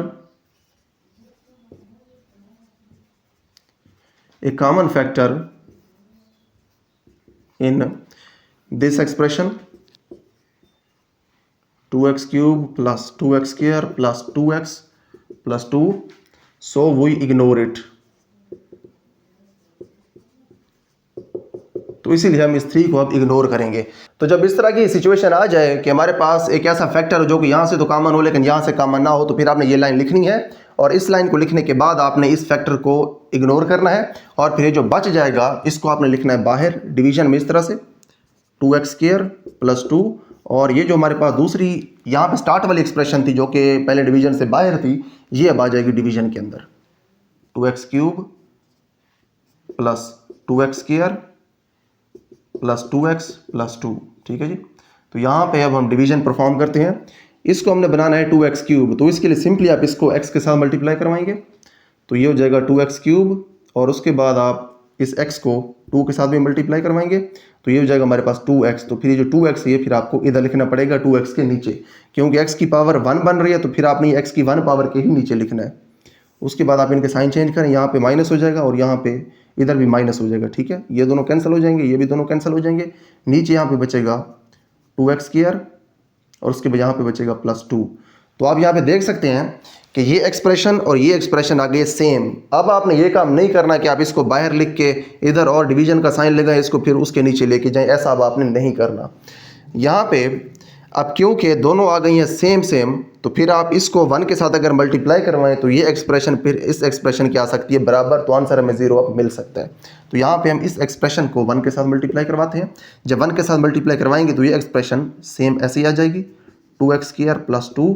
इनके अब आप साइन चेंज करें, माइनस कर दें, ये दोनों कैंसिल होंगे तो आंसर मिलेगा आपको 0। अब आप ये देखें, जो पॉइंट मैंने स्टार्ट में बताया था कि HCF वो एक्सप्रेशन होती है जो हमें आंसर देती है 0, अब यहाँ पे वो कंसेप्ट अच्छी तरह से क्लियर होगा। अब आप ये देखें कि वो कौन सी एक्सप्रेशन है जिसने हमें आंसर 0 दिया, क्योंकि HCF जो है वो तो बाहर वाली एक्सप्रेशन नहीं बनना होता, अंदर वाली तो बन नहीं सकती। स्टार्ट में देखें क्या इस एक्सप्रेशन ने हमें आंसर 0 दिया है एंड के ऊपर, इसने तो हमें आंसर 0 नहीं दिया क्योंकि इसने हमें एक नॉन ज़ीरो ये वाला आंसर दिया। उसके बाद हमें इसके ऊपर एक प्रोसीजर अप्लाई करना पड़ा, हमें वो फैक्टर यहाँ से इग्नोर करना पड़ा, कॉमन फैक्टर जो कि इसमें मौजूद नहीं था। उसके बाद हमने इस एक्सप्रेशन को लिखा बाहर, इसको लिखा अंदर और इस एक्सप्रेशन ने हमें आंसर दिया 0। तो ये जो एक्सप्रेशन है जिसने हमें 0 आंसर दिया वही एक्सप्रेशन है हमारे पास HCF का आंसर। तो ये हमारे पास HCF है। ठीक है, यहाँ पे हम HCF लिख सकते हैं। हेंस HCF = 2x² + 2, 2x² + 2, ये हमारे पास है इन दो एक्सप्रेशंस का HCF। तो हमारे पास थर्ड पार्ट कंप्लीट हो गया। इसके बाद हम इसका फोर्थ पार्ट स्टार्ट करते हैं। उसके बाद नेक्स्ट हमारे पास क्वेश्चन नंबर 2 का लास्ट पार्ट है। ये पिछले तीनों पार्ट से ज़्यादा इंपॉर्टेंट है क्योंकि इसके अंदर वो पिछले सारे कंसेप्ट्स भी यूज़ हो रहे हैं और यहाँ पे एक नया कंसेप्ट भी यूज़ होगा। नया कंसेप्ट ये यूज़ होगा कि यहाँ पे हमारे पास है 3 एक्सप्रेशंस। जब इस तरह से हमारे पास 3 एक्सप्रेशंस हों और हमने इनका HCF कैलकुलेट करना हो तो सबसे पहले आपने पहली 2 एक्सप्रेशंस का HCF लेना है। उसके बाद जो आपके पास HCF आएगा वो भी तो एक एक्सप्रेशन ही होगी, उस HCF का आपने फिर HCF कैलकुलेट करना है तीसरी एक्सप्रेशन के साथ, यानी कि आपने यहाँ पे 2 HCF कैलकुलेट करने हैं। पहला HCF पहली 2 एक्सप्रेशंस का, दूसरा HCF उस HCF का जो इन दोनों का आया है आपके पास HCF और इस एक्सप्रेशन का। ठीक है जी, यानी कि पहले HCF लेंगे पहली 2 का, उस HCF का आप HCF लेंगे इस एक्सप्रेशन के साथ बाय डिवीजन मेथड। तो जो फाइनल HCF आएगा वो हमारे पास इन तीनों एक्सप्रेशंस का HCF होगा। तो आइए हम कैलकुलेट करते हैं। सबसे पहले हम कैलकुलेट करेंगे अपना पहला HCF। This is our solution. अब देखें इनका अगर हमने HCF लेना है तो देखें बड़ी एक्सप्रेशन कौन सी है। बड़ी एक्सप्रेशन है ये, क्योंकि x³ इधर भी है इधर भी है लेकिन यहाँ पे साथ 2 है तो इसलिए ये बड़ी एक्सप्रेशन है। इसको अंदर लिखेंगे 2x³ - 4x² - 16x। उसके बाद इसको बाहर लिखें x³ - 4x। आप अगर इसको 2 के साथ मल्टीप्लाई करवा दें तो ये हो जाएगा 2x³ और उसके बाद इसको अगर आप 2 के साथ मल्टीप्लाई करवाएं तो ये हो जाएगा -8x। अब देखें यहाँ पे मैंने 8x को 4x² के नीचे नहीं लिखा क्योंकि इसके साथ था x, तो मैंने इसको x वाले के नीचे ही लिखना था। उसके बाद साइन चेंज करें, ये प्लस हो जाएगा ये माइनस हो जाएगा, ये दोनों कैंसिल हो जाएंगे, -4x² वैसे ही आ जाएगा और जो ये वाली हमारे पास दोनों टर्म्स हैं ये माइनस हो जाएंगी क्योंकि यहाँ पे माइनस है यहाँ पे प्लस। साइन बड़े नंबर वाला आएगा 16 वाला, 16 में से 8 को माइनस करें तो पीछे 8x बचेगा। ठीक है जी। उसके बाद यहाँ पे हमारे पास है पावर 3 लेकिन यहाँ पे हमारे पास है पावर 2। तो इसका मतलब ये हुआ कि जो पहले हमने स्टेप अप्लाई किया था अपने पिछले पार्ट के अंदर, वही अब हमने यहाँ पे अप्लाई करना है। वो स्टेप ये है कि यहाँ पे पावर है बड़ी, यहाँ पे पावर है छोटी, तो फिर इससे हम इसको डिवाइड तो नहीं करवा सकते। हमने अब करना ये होगा कि इसको बाहर लिखना होगा, इसको हमने अब डिवीजन के अंदर लेके जाना होगा। लेकिन उससे पहले अब यहाँ पे हमने वो इंपॉर्टेंट पॉइंट यूज करना है जो हमने अपने पिछले पार्ट के अंदर यूज किया था। वो ये है कि यहाँ पे सबसे पहले हमने ये देखना है कि यहाँ पे क्या कोई ऐसा फैक्टर कॉमन तो नहीं है जो कि इसमें कॉमन ना हो। तो बिल्कुल यहाँ पे एक ऐसा फैक्टर कॉमन है जो कि उसमें कॉमन नहीं है, और वो फैक्टर है -4, क्योंकि -4 यहाँ पे भी है और -4 यहाँ पे भी है, क्योंकि जो 8 ऐसे लिख सकते हैं 4 × 2, तो -4 क्योंकि यहाँ पे कॉमन है और यहाँ पे कॉमन नहीं है, तो इसीलिए हमें यहाँ से उसको कॉमन लेके इग्नोर करना है। उसके बाद फिर हमें ये बाहर लिखना एक्सप्रेशन और इसको हमें अंदर लिखना है। तो देखते हैं यहाँ पे हमारे पास जो 8 है इसे आप लिख सकते हैं 4 × 2, ठीक है। तो ये जो हमारे पास एक्सप्रेशन है इसे हम रफ के अंदर यहाँ पे लिख के देखते हैं, -4x² माइनस जो 8 है इसे आप लिख सकते हैं 4 × 2, और साथ इसके x भी है तो वो भी आप लिखते हैं। कॉमन ले लें अगर आप -4, तो यहाँ पे सिर्फ x² बचेगा और यहाँ पे प्लस आ जाएगा, क्योंकि माइनस कॉमन है तो ये दोनों अब प्लस हो जाएंगे अंदर, 2 रह जाएगा यहाँ पे और एक x रह जाएगा क्योंकि 4 बाहर चला गया। तो यहाँ पे हमारे पास देखें जो -4 है ये तो आ गया बाहर, ये एक्सप्रेशन अंदर रहेगा, इसको बाहर लिखेंगे और उसके बाद इसको हम लिखेंगे अंदर। तो इसको हम आगे ऐसे लिख भी सकते हैं, -4 कॉमन ले लें यहाँ पे और यहाँ पे बचेगा सिर्फ x², यहाँ पे साथ इसके कुछ भी नहीं आएगा, ठीक है। और उसके बाद यहाँ पे बचेगा हमारे पास +2x। स्टेटमेंट आगे हम ये लिख देंगे as -4 is not a common factor,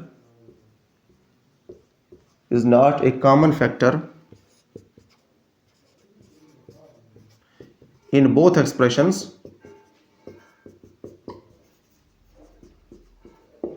so we ignore it. तो इसलिए इसको हम इग्नोर करते हैं। अगर इसको हम इग्नोर कर दें -4 को, तो ये एक्सप्रेशन बाहर आएगी इस तरह से x² + 2x, और ये जो हमारे पास बाहर वाली एक्सप्रेशन ये अब अंदर आ जाएगी, ठीक है, x³ - 4x।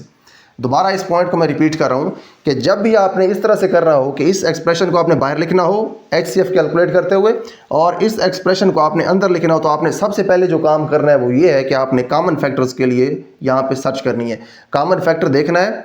अगर यहाँ पे कॉमन फैक्टर होता -4 और -4 यहाँ भी कॉमन होता तो फिर इसको हम इग्नोर ना करते, लेकिन -4 ऐसा फैक्टर था जो कि यहाँ तो कॉमन था लेकिन हमारी इस एक्सप्रेशन के अंदर कॉमन नहीं था, तो इसीलिए इसको हमने इग्नोर किया, इसको हमने बाहर कर दिया और फिर हमने सिर्फ इस एक्सप्रेशन को लिया और इसको फिर हमने अंदर लिखा। देखिए जो कॉमन फैक्टर इसके अंदर है, आप सोच रहे होंगे कि ये तो एक्सप्रेशन का हिस्सा है, इसको फिर हमने इग्नोर क्यों किया। इग्नोर इसलिए किया कि हम फाइंड कर रहे हैं HCF हाईएस्ट कॉमन फैक्टर। यहाँ पे हमें चाहिए होते हैं वो फैक्टर्स जो कि इन तमाम एक्सप्रेशंस के अंदर हो कॉमन, लेकिन -4 इसके अंदर तो था लेकिन इस एक्सप्रेशन के अंदर था नहीं।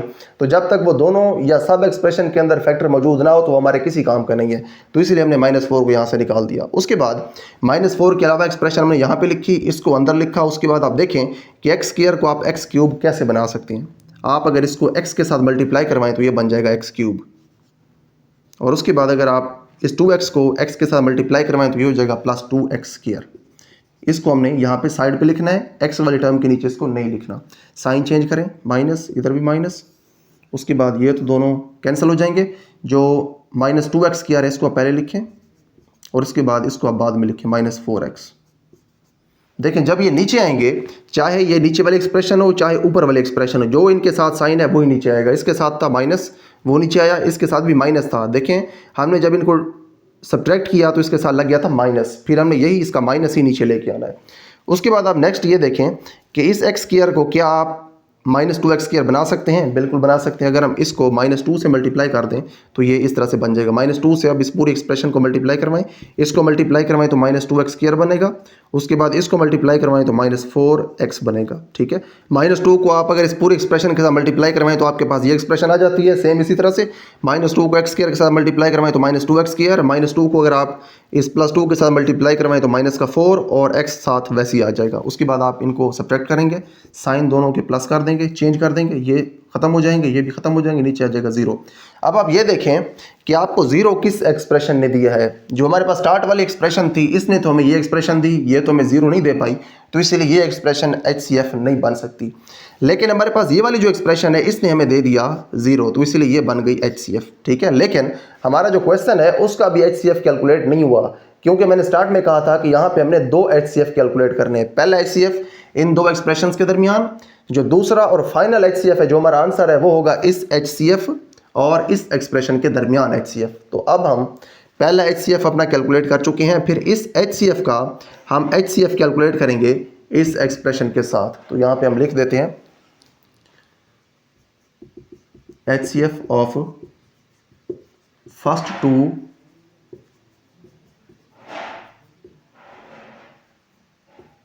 एक्सप्रेशंस इज, इनका क्या HCF x² + 2x है। उसके बाद हम लिखेंगे now we calculate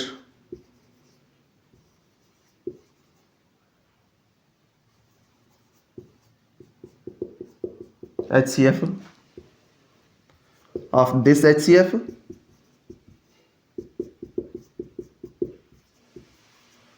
and the third expression। ठीक है जी। इसके बाद हम क्या करेंगे, हम इस HCF का और जो थर्ड एक्सप्रेशन है हमारे पास, इसका हम HCF कैलकुलेट करेंगे। वो हमारे पास इन तीनों एक्सप्रेशंस का HCF होगा। उसके बाद नेक्स्ट हम HCF कैलकुलेट करते हैं अपने उस HCF और अपनी थर्ड एक्सप्रेशन के दरमियान।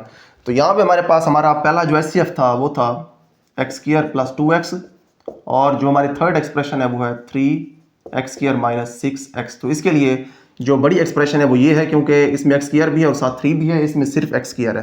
तो इसको हम डिवीजन के अंदर लिखते हैं और इसको हम डिवीजन के बाहर लिखते हैं। तो यहीं पे लिख लेते हैं, डिवीजन का साइन यहीं पे बना लेते हैं हम। उसके बाद अगर हमने x² उसके बराबर करना है तो आपको 3 से मल्टीप्लाई करवाना है। तो ये हो जाएगा 3x² और ये हो जाएगा 6x और ये होगा प्लस का 6x। ठीक है जी। यहाँ पे माइनस आएगा, इधर भी माइनस आएगा, ये कैंसिल हो जाएंगे। अब यहाँ पे भी माइनस है, इधर भी माइनस है, साइन सेम है तो ऐड होंगे, 6 और 6 12 हो जाएंगे और साथ x भी आएगा और साइन आएगा माइनस का। अब देखें हमारे पास यहाँ पे आएगा -12x। जो -12x है इसके अंदर x की पावर कम है, इसके अंदर x की पावर ज़्यादा। तो फिर इससे अब हम इसको डिवाइड तो करवा नहीं सकते, अब हमें अपना वही एडिशनल स्टेप करना पड़ेगा। इसको बाहर लिखना पड़ेगा, इसको हमें अंदर लिखना पड़ेगा। लेकिन एडिशनल स्टेप करने से पहले अगेन आपने जो इंपॉर्टेंट पॉइंट है उसको ज़रूर देखना है। वो पॉइंट ये है कि क्या यहाँ पे कोई ऐसा फैक्टर तो नहीं है जो कि इधर कॉमन नहीं है। इधर बिल्कुल ऐसा फैक्टर मौजूद है जो कि यहाँ तो कॉमन है लेकिन यहाँ पे वो कॉमन नहीं है। वो फैक्टर है हमारे पास -12 हमें यहाँ से तो कॉमन मिल रहा है, लेकिन -12 हमें यहाँ से कॉमन नहीं मिलता। जो हमें कॉमन फैक्टर मिलता नहीं है वो हमारे किसी काम का नहीं है, क्योंकि हम हाईएस्ट कॉमन फैक्टर कैलकुलेट कर रहे हैं। तो अब आप इस -12 को इग्नोर करेंगे और यहाँ से सिर्फ आप x लेंगे, इसको बाहर लिखेंगे, इसको अब आप अंदर लिखेंगे और HCF को कैलकुलेट करेंगे। तो हम यहाँ से -12 को इग्नोर करते हैं। यहाँ पे हम स्टेटमेंट लिखेंगे as -12 is not common in both expressions,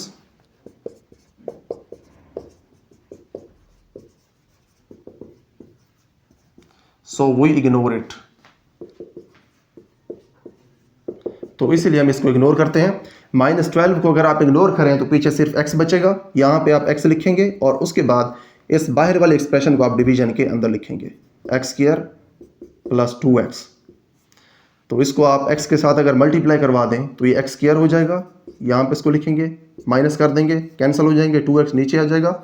उसके बाद इस x को अगर आप +2 के साथ मल्टीप्लाई करवा दें तो ये 2x होता है। ठीक है, साइन चेंज करें, कैंसिल करें, नीचे 0 लिखें। अब आप ये देखें कि किस एक्सप्रेशन ने आपको आंसर 0 दिया है। आपको 0 आंसर दिया है इस x ने। ये जो x² + 2x है ये आपको आंसर 0 नहीं दे पाई, इसने आपको ये आंसर दिया जो कि नॉन ज़ीरो था और इससे छोटी डिग्री उसकी थी। छोटी डिग्री है क्या मतलब है कि इसमें x की पावर 1 है, इसमें x की पावर है 2, तो इसकी डिग्री है वो 1 है, इसकी डिग्री है 2। तो आपने यहाँ से जो आंसर लिया वो इससे कम डिग्री वाला था जो कि 0 नहीं था, इसलिए ये HCF नहीं बन सकता। तो इसलिए हमने यहाँ पे एडिशनल स्टेप किया, अपना इंपॉर्टेंट पॉइंट देखा, -12 इग्नोर किया, x को बाहर लिखा, इसको अंदर लिखा। तो फिर जो x है इसने हमें आंसर दिया 0। तो जब x ने हमें आंसर 0 दिया तो जो एक्सप्रेशन हमें आंसर 0 देती है वही एक्सप्रेशन होती है HCF। तो यहाँ पे x हमें आंसर 0 दे रहा है तो फिर x जो है वो HCF है। तो यहाँ पे हम लिख सकते हैं आंसर HCF = x। तो यहाँ पे जो x है वो हमारे पास है HCF। देखें x ही वो सबसे बड़ा कॉमन फैक्टर है जो कि इन तीनों एक्सप्रेशंस के अंदर मौजूद है। इसके अलावा कोई ऐसा फैक्टर नहीं है जो कि इन तीनों एक्सप्रेशंस के अंदर मौजूद हो। तो यहाँ पे हमारे पास क्वेश्चन नंबर 2 कंप्लीट हो गया। इस क्वेश्चन नंबर 2 के अंदर हमने काफ़ी इंपॉर्टेंट पॉइंट्स देखे हैं यहाँ पे हमने सबसे पहले ये देखा कि हमने अगर डिवीजन की हेल्प से एचसीएफ फाइंड करना है तो हमारे पास जो एडिशनल स्टेप है वो इस तरह से होता है। अगर हमारे पास जो एंड के ऊपर एक्सप्रेशन आ रही है वो छोटी एक्सप्रेशन आ जाए, यानी कि वहाँ पे अगर एक्स की पावर छोटी आ जाए तो आपने उसको बाहर लिखना है, और जो स्टार्ट वाली एक्सप्रेशन होती है उसको आपने डिवीजन के अंदर लेके जाना है। लेकिन ये एडिशनल स्टेप करने से पहले आपने एक इंपॉर्टेंट पॉइंट यहाँ पे नोट करना है, वो ये होता है कि आपने कॉमन फैक्टर देखना होता है। जो एक्सप्रेशन आप बाहर लिख रहे होते हैं, जैसे यहाँ पे इसको हम बाहर लिखने वाले थे तो हमने यहाँ पे कॉमन फैक्टर देखना होता है, वो कॉमन फैक्टर जो कि यहाँ पे कॉमन ना हो। अगर यहाँ पे एक ऐसा कॉमन फैक्टर होता जो कि इधर भी कॉमन होता तो फिर हम इसको इग्नोर ना करते, लेकिन यहाँ पे -12 इधर तो था लेकिन यहाँ पे नहीं था, इसलिए हमें ये इग्नोर करना पड़ा। तो इस तरह से हम HCF फाइंड कर सकते हैं with the help of division. दो एक्सप्रेशन आ जाएँ तो उनके दरमियान ही HCF कैलकुलेट हो जाता है, जैसे हमने अपने पहले 3 पार्ट्स के अंदर किया। लेकिन अगर एक्सप्रेशन आ जाए 3 तो उसके लिए प्रोसीजर फिर ये होता है कि हमने सबसे पहले जो पहली 2 एक्सप्रेशन है उनका HCF लेना होता है, फिर वहाँ से जो HCF आता है उस HCF का हमने अगेन HCF कैलकुलेट करना होता है अपनी तीसरी एक्सप्रेशन के साथ। तो इस स्टेप के अंदर हमारे पास जो HCF आता है वो हमारे पास ओवरऑल HCF होता है हमारी तीनों एक्सप्रेशंस का। तो यहाँ पे हमारे पास HCF का टॉपिक कंप्लीट हो गया है। क्वेश्चन नंबर 2 भी इसके साथ कंप्लीट हो गया। इसके बाद हम क्वेश्चन नंबर 3 को स्टार्ट करते हैं, वहाँ पे हम LCM फाइंड करना सीखेंगे। उसके बाद क्वेश्चन नंबर 3 से आगे कुछ ऐसे भी हमारे पास क्वेश्चंस होंगे जिनके अंदर हमने HCF और LCM के दरमियान रिलेशन को यूज भी करना होगा। उसके बाद नेक्स्ट हमारे पास क्वेश्चन नंबर 3 है। इस क्वेश्चन के अंदर हमने LCM कैलकुलेट करना है। यहाँ पे हमें कुछ एक्सप्रेशंस गिवन है, इनके ऊपर हमने फैक्टराइजेशन का प्रोसीजर अप्लाई करके इनके फैक्टर्स बनाने हैं, फिर हमने इनका LCM कैलकुलेट करना है। सबसे पहले हम ये देख लेते हैं कि ये जो LCM है इसकी कैलकुलेशन में और HCF जो हम पहले कैलकुलेट कर चुके हैं उसकी कैलकुलेशन में क्या फ़र्क है। जब हमने HCF कैलकुलेट किया था तो क्योंकि उसका नेम था हाईएस्ट कॉमन फैक्टर, तो हमने सिर्फ कॉमन फैक्टर लिखे थे और उनको मल्टीप्लाई करके हमने HCF फाइंड किया था। लेकिन जब हम फाइंड करेंगे LCM तो यहाँ पे हमने कॉमन फैक्टर्स भी देखने हैं और नॉन कॉमन फैक्टर्स भी देखने हैं। कॉमन और नॉन कॉमन दोनों फैक्टर्स को मल्टीप्लाई करवा के हम LCM को यहाँ पे कैलकुलेट करेंगे। तो हमारे पास क्वेश्चन नंबर 3 का पहला पार्ट है।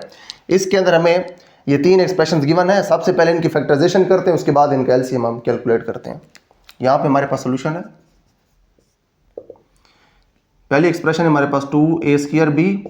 2 के कोई फैक्टर्स नहीं बनते, 2 को वैसे लिखेंगे। a की पावर 2 है तो यहाँ पे a के 2 फैक्टर्स होंगे, a इंटू a और b का एक ही फैक्टर है, ठीक है जी, इंटू b। उसके बाद हमारे पास है 4ab²। देखिए प्राइम फैक्टराइजेशन हमने करनी है तो जो 4 है ये एक प्राइम नंबर नहीं है, यानी कि इसको मजीद सिंप्लीफाई कर सकते हैं। तो प्राइम फैक्टराइजेशन अगर इनकी हमने करनी है तो इनको हमने सिंपलेस्ट फॉर्म के अंदर इनके फैक्टर्स को लिखना है। तो 4 के जो सिंपलेस्ट फैक्टर्स हैं वो होते हैं 2 इंटू 2, और जो a है ये सिंपलेस्ट फॉर्म के अंदर है और जो b है ये सिंपलेस्ट फॉर्म में नहीं है। इसके ऊपर है b का स्क्वायर, तो स्क्वायर की वजह से जो b है ये 2 टाइम्स आएगा, ठीक है। उसके बाद नेक्स्ट हमारे पास ये एक्सप्रेशन है 6ab। 6 की हम फैक्टराइजेशन कर सकते हैं, यहाँ पे हम करके दिखा भी देते हैं। 2 वाला टेबल 3 टाइम्स और 3 वाला टेबल 1 टाइम्स जाएगा, यानी कि 2 इंटू 3। इसकी फैक्टराइजेशन है 6 की, 2 इंटू 3। उसके बाद a है और उसके बाद है हमारे पास b। सबसे पहले कॉमन फैक्टर्स 2 कॉमन है, उसके बाद हमारे पास ये a कॉमन है, उसके बाद ये वाला b कॉमन है हमारे पास। तो LCM हम फाइंड करते हैं इसका। जो LCM है वो बराबर होता है common factors multiplied by non common factors, ठीक है। मैंने इसको शॉर्ट करके लिख दिया है, आप इसको पूरा भी लिख सकते हैं। Common factors multiplied by non common factors, या फिर product of common factors multiplied by product of non common factors. सबसे पहले हम कॉमन फैक्टर्स का प्रोडक्ट लिखते हैं। कॉमन फैक्टर्स देखें कौन कौन से हैं। 2 कॉमन है, उसके बाद a कॉमन है और उसके बाद हमारे पास b कॉमन है, ये तो है कॉमन। उसके बाद देखते हैं नॉन कॉमन कौन से हैं। पहली रो के अंदर देखते हैं यहाँ पे a हमारे पास नॉन कॉमन है, उसके बाद यहाँ पे हमारे पास 2 नॉन कॉमन है और उसके बाद b हमारे पास नॉन कॉमन है। उसके बाद थर्ड रो के अंदर देखें यहाँ पे हमारे पास जो 3 है ये नॉन कॉमन है। एक चीज़ आप और नोट करें, जब हमने कॉमन फैक्टर्स लिखे तो सिर्फ उनको हमने एक ही बार लिखा है। जब हमने नॉन कॉमन फैक्टर लिखने हैं तो उनको भी हमने सिर्फ एक ही बार लिखना है। फॉर एग्जांपल यहाँ पे अगर हमारे पास a है और a अगर यहाँ भी आ रहा होता तो हम सिर्फ एक ही बार a को लिखते नॉन कॉमन फैक्टर्स के अंदर, क्योंकि जो a है वो जब इधर हम लिख लेंगे उसका मतलब तो वाज़ेह हो गया कि जो a है वो नॉन कॉमन फैक्टर है, चाहे वो इधर हो चाहे इधर हो या दोनों के अंदर मौजूद हो।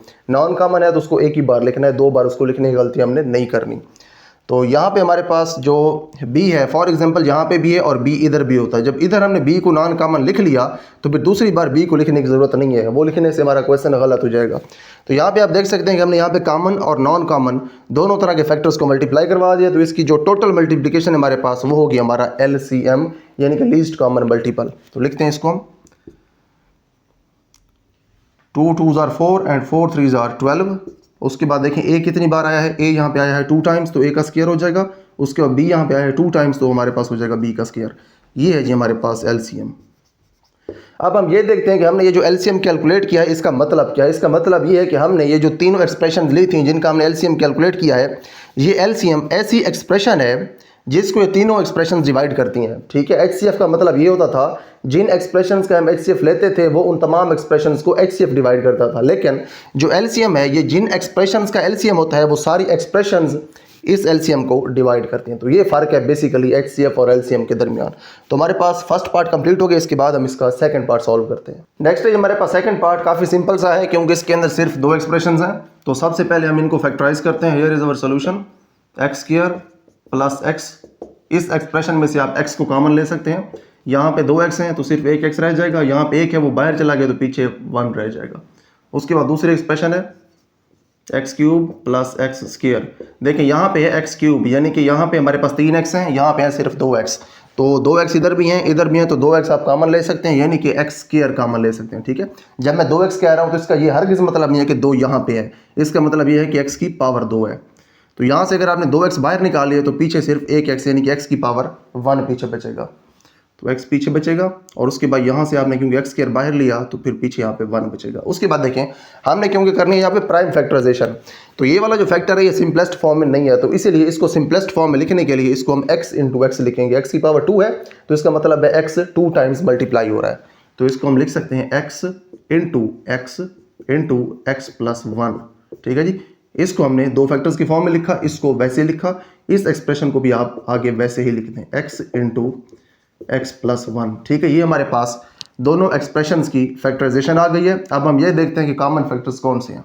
जो x है ये कॉमन है और जो x प्लस 1 वाली ब्रैकेट है ये भी कॉमन है, और ये वाला जो x पड़ा हुआ ये नॉन कॉमन फैक्टर है। तो LCM लिख सकते हैं।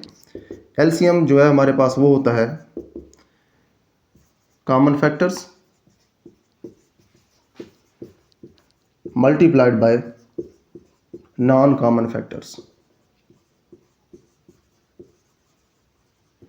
कॉमन फैक्टर्स लिखते हैं, पहले x कॉमन है और उसके बाद हमारे पास x प्लस 1 कॉमन है। उसके बाद नॉन कॉमन फैक्टर्स लिखते हैं, सिर्फ x है जो नॉन कॉमन है। तो यहाँ पे x है और इधर भी x है, ये दोनों मल्टीप्लाई होकर x² हो जाएंगे और उसके बाद ये ब्रैकेट साथ वैसी आ जाएगी x प्लस 1। तो हमारे पास LCM आ गया, LCM is equal to x² into x plus 1। तो हमारे पास ये पार्ट कंप्लीट हो गया। इसके बाद हम इसका थर्ड पार्ट सॉल्व करते हैं। उसके बाद नेक्स्ट हमारे पास थर्ड पार्ट है। यहाँ पे अगेन हमारे पास दो एक्सप्रेशंस हैं, फैक्टराइजेशन करते हैं इनकी। Here is our solution. पहली एक्सप्रेशन है a² माइनस 4a प्लस 4। इसको देख के हम बता सकते हैं कि यहाँ पे हमने पेयर्स बनाने हैं। -4 कैसे पेयर्स बनाने हैं कि उनको मल्टीप्लाई करवाएं तो प्लस का 4 है, क्योंकि 4 1s are 4 और उनको ऐड करें तो माइनस का 4 है। तो पेयर्स बन सकते हैं -2a और -2a प्लस 4, ये वाला वैसे ही आ जाएगा। अब देखें इन दोनों को मल्टीप्लाई करवाएं तो प्लस का 4 आता है, ऐड करें तो माइनस का 4 आता है। तो पेयर्स हमारे ठीक है। देखें क्या चीज़ कॉमन है, इन दोनों में से a कॉमन है तो पीछे यहाँ पे a बचेगा और यहाँ पे -2 बचेगा। ठीक है जी, उसके बाद इन दोनों में से आप -2 कॉमन ले लें, क्योंकि माइनस कॉमन आ गया तो दोनों के साइन चेंज होंगे, ये प्लस का हो जाएगा ये माइनस का हो जाएगा। 2 बाहर चला गया तो पीछे सिर्फ a बचेगा और उसके बाद प्लस माइनस में चेंज होगा। और जो 4 है इसे हम लिख सकते हैं 2 इंटू 2 वाला फैक्टर, क्योंकि बाहर चला गया तो पीछे सिर्फ एक 2 वाला फैक्टर रह जाएगा। उसके बाद माइनस की दोनों साइड्स के ऊपर ये ब्रैकेट कॉमन है, इसे आप कॉमन लेंगे तो यहाँ पे हम लिख सकते हैं a² minus 4a plus 4 is equal to a minus 2 और यहाँ पे सिर्फ a अब बचेगा और यहाँ पे माइनस का 2 बचेगा। ठीक है जी, उसके बाद आप दूसरी एक्सप्रेशन लिखें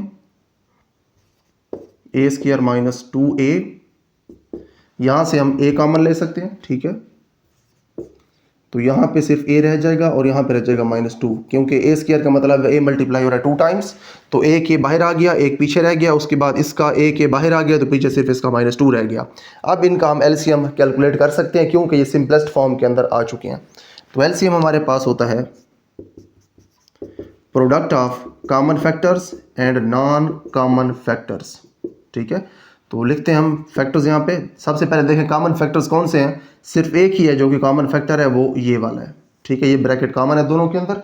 तो सबसे पहले हम कॉमन फैक्टर लिखते हैं a-2, उसके बाद नॉन कॉमन फैक्टर्स लिखने हैं। ये ब्रैकेट नॉन कॉमन है क्योंकि जो कॉमन ब्रैकेट है वो तो हमने यहाँ पे ले ली, दोनों में से हमने निकाल दी। ये ब्रैकेट अब नॉन कॉमन है, इसको यहाँ पे लिखेंगे a-2। उसके बाद नीचे आ जाए, यहाँ पे जो a है ये भी नॉन कॉमन है, मल्टीप्लाइड बाई a। अब देखें जो a है ये आप स्टार्ट में लिख दें, और उसके बाद ये जो ब्रैकेट है क्योंकि 2 बार आ रही है तो इस ब्रैकेट जो है इसकी पावर हो जाएगी 2, क्योंकि जो भी चीज़ 2 बार मल्टीप्लाई हो तो उसकी पावर 2 हो जाती है। तो a-2 जो है इसकी पावर हो जाएगी 2। एलसीएम आ गया हमारे पास। थर्ड पार्ट भी कंप्लीट हो गया, इसके बाद हम इसका फोर्थ पार्ट सॉल्व करते हैं। उसके बाद नेक्स्ट हमारे पास फोर्थ पार्ट है क्वेश्चन नंबर 3 का। यहाँ पे हमें जो 2 एक्सप्रेशंस गिवन है इनकी फैक्टराइजेशन थोड़ी सी इंटरेस्टिंग होने वाली है क्योंकि इनके अंदर एक से ज़्यादा स्टेप्स इन्वॉल्व हो रहे हैं। तो यहाँ पे हमारे पास सोल्यूशन है। पहली एक्सप्रेशन है x4 - 16, ये स्क्वायर बनता है x2 का। ठीक है जी, और उसके बाद 16 स्क्वायर बनता है 4 का। जब 2 टर्म्स हों, ऊपर स्क्वायर्स हों, दरमियान में माइनस हो, तो उसके बाद एक फार्मूला अप्लाई होता है। एक बार इनको आप लिखते हैं प्लस में, ठीक है, और एक बार इनको आप लिखते हैं माइनस में। ठीक है, इस तरह से। उसके बाद ये यहाँ पे एक्सप्रेशन वैसे ही आएगी। ये वाला फैक्टर आप यहाँ पे वैसे लिखेंगे क्योंकि इसकी मजीद फैक्टराइजेशन हो नहीं सकती, लेकिन ये वाला जो फैक्टर है इसकी मजीद फैक्टराइजेशन हो सकती है क्योंकि जो x है इसका यहाँ पे स्क्वायर मौजूद है, दरमियान में माइनस है, और जो 4 है ये होता है 2 का स्क्वायर। ठीक है, यहाँ पे अगेन हमारे पास इसी फार्मूला का स्ट्रक्चर पूरा हो रहा है। दोनों के ऊपर स्क्वायर्स हैं, दरमियान में माइनस है, तो एक बार इनको आप प्लस में लिखेंगे, एक बार इनको आप माइनस में लिखेंगे। लेकिन यहाँ पे आप ये वाला फार्मूला अप्लाई नहीं कर सकते क्योंकि यहाँ पे प्लस है लेकिन आपको यहाँ पे माइनस है, ये फार्मूला अप्लाई करने के लिए। तो अगेन इस फैक्टर को हम वैसे लिखेंगे x² + 4, और उसके बाद इनको एक बार प्लस में लिखें x + 2, और एक बार इनको आप माइनस में लिखें x - 2। ठीक है, ये फैक्टराइजेशन हमारे पास है पहली एक्सप्रेशन की। इसकी फैक्टराइजेशन करें यहाँ पे x³ - 4x। सबसे पहले तो x कॉमन ले लें, यहाँ से जब एक x निकलेगा तो पीछे बच जाएगी x की पावर 2। उसके बाद यहाँ से एक x बाहर चला गया तो पीछे बचेगा -4। अब यहाँ पे आप वही फार्मूला अप्लाई कर सकते हैं। x को वैसे लिखें, उसके बाद जो x है इसका यहाँ पे स्क्वायर मौजूद है, और उसके बाद माइनस है, और जो 4 है ये होता है 2 का स्क्वायर। ठीक है जी, उसके बाद फार्मूला अप्लाई कर सकते हैं। एक बार प्लस में लिखेंगे, एक बार माइनस में, क्योंकि ऊपर दोनों के स्क्वायर्स हैं, दरमियान में माइनस है। x × एक बार प्लस में लिखें x + 2, और एक बार माइनस में x - 2। ठीक है जी, हमारे पास दोनों एक्सप्रेशंस की यहाँ पे फैक्टराइजेशन आ चुकी है। तो हम अब एलसीएम इनका लिख सकते हैं।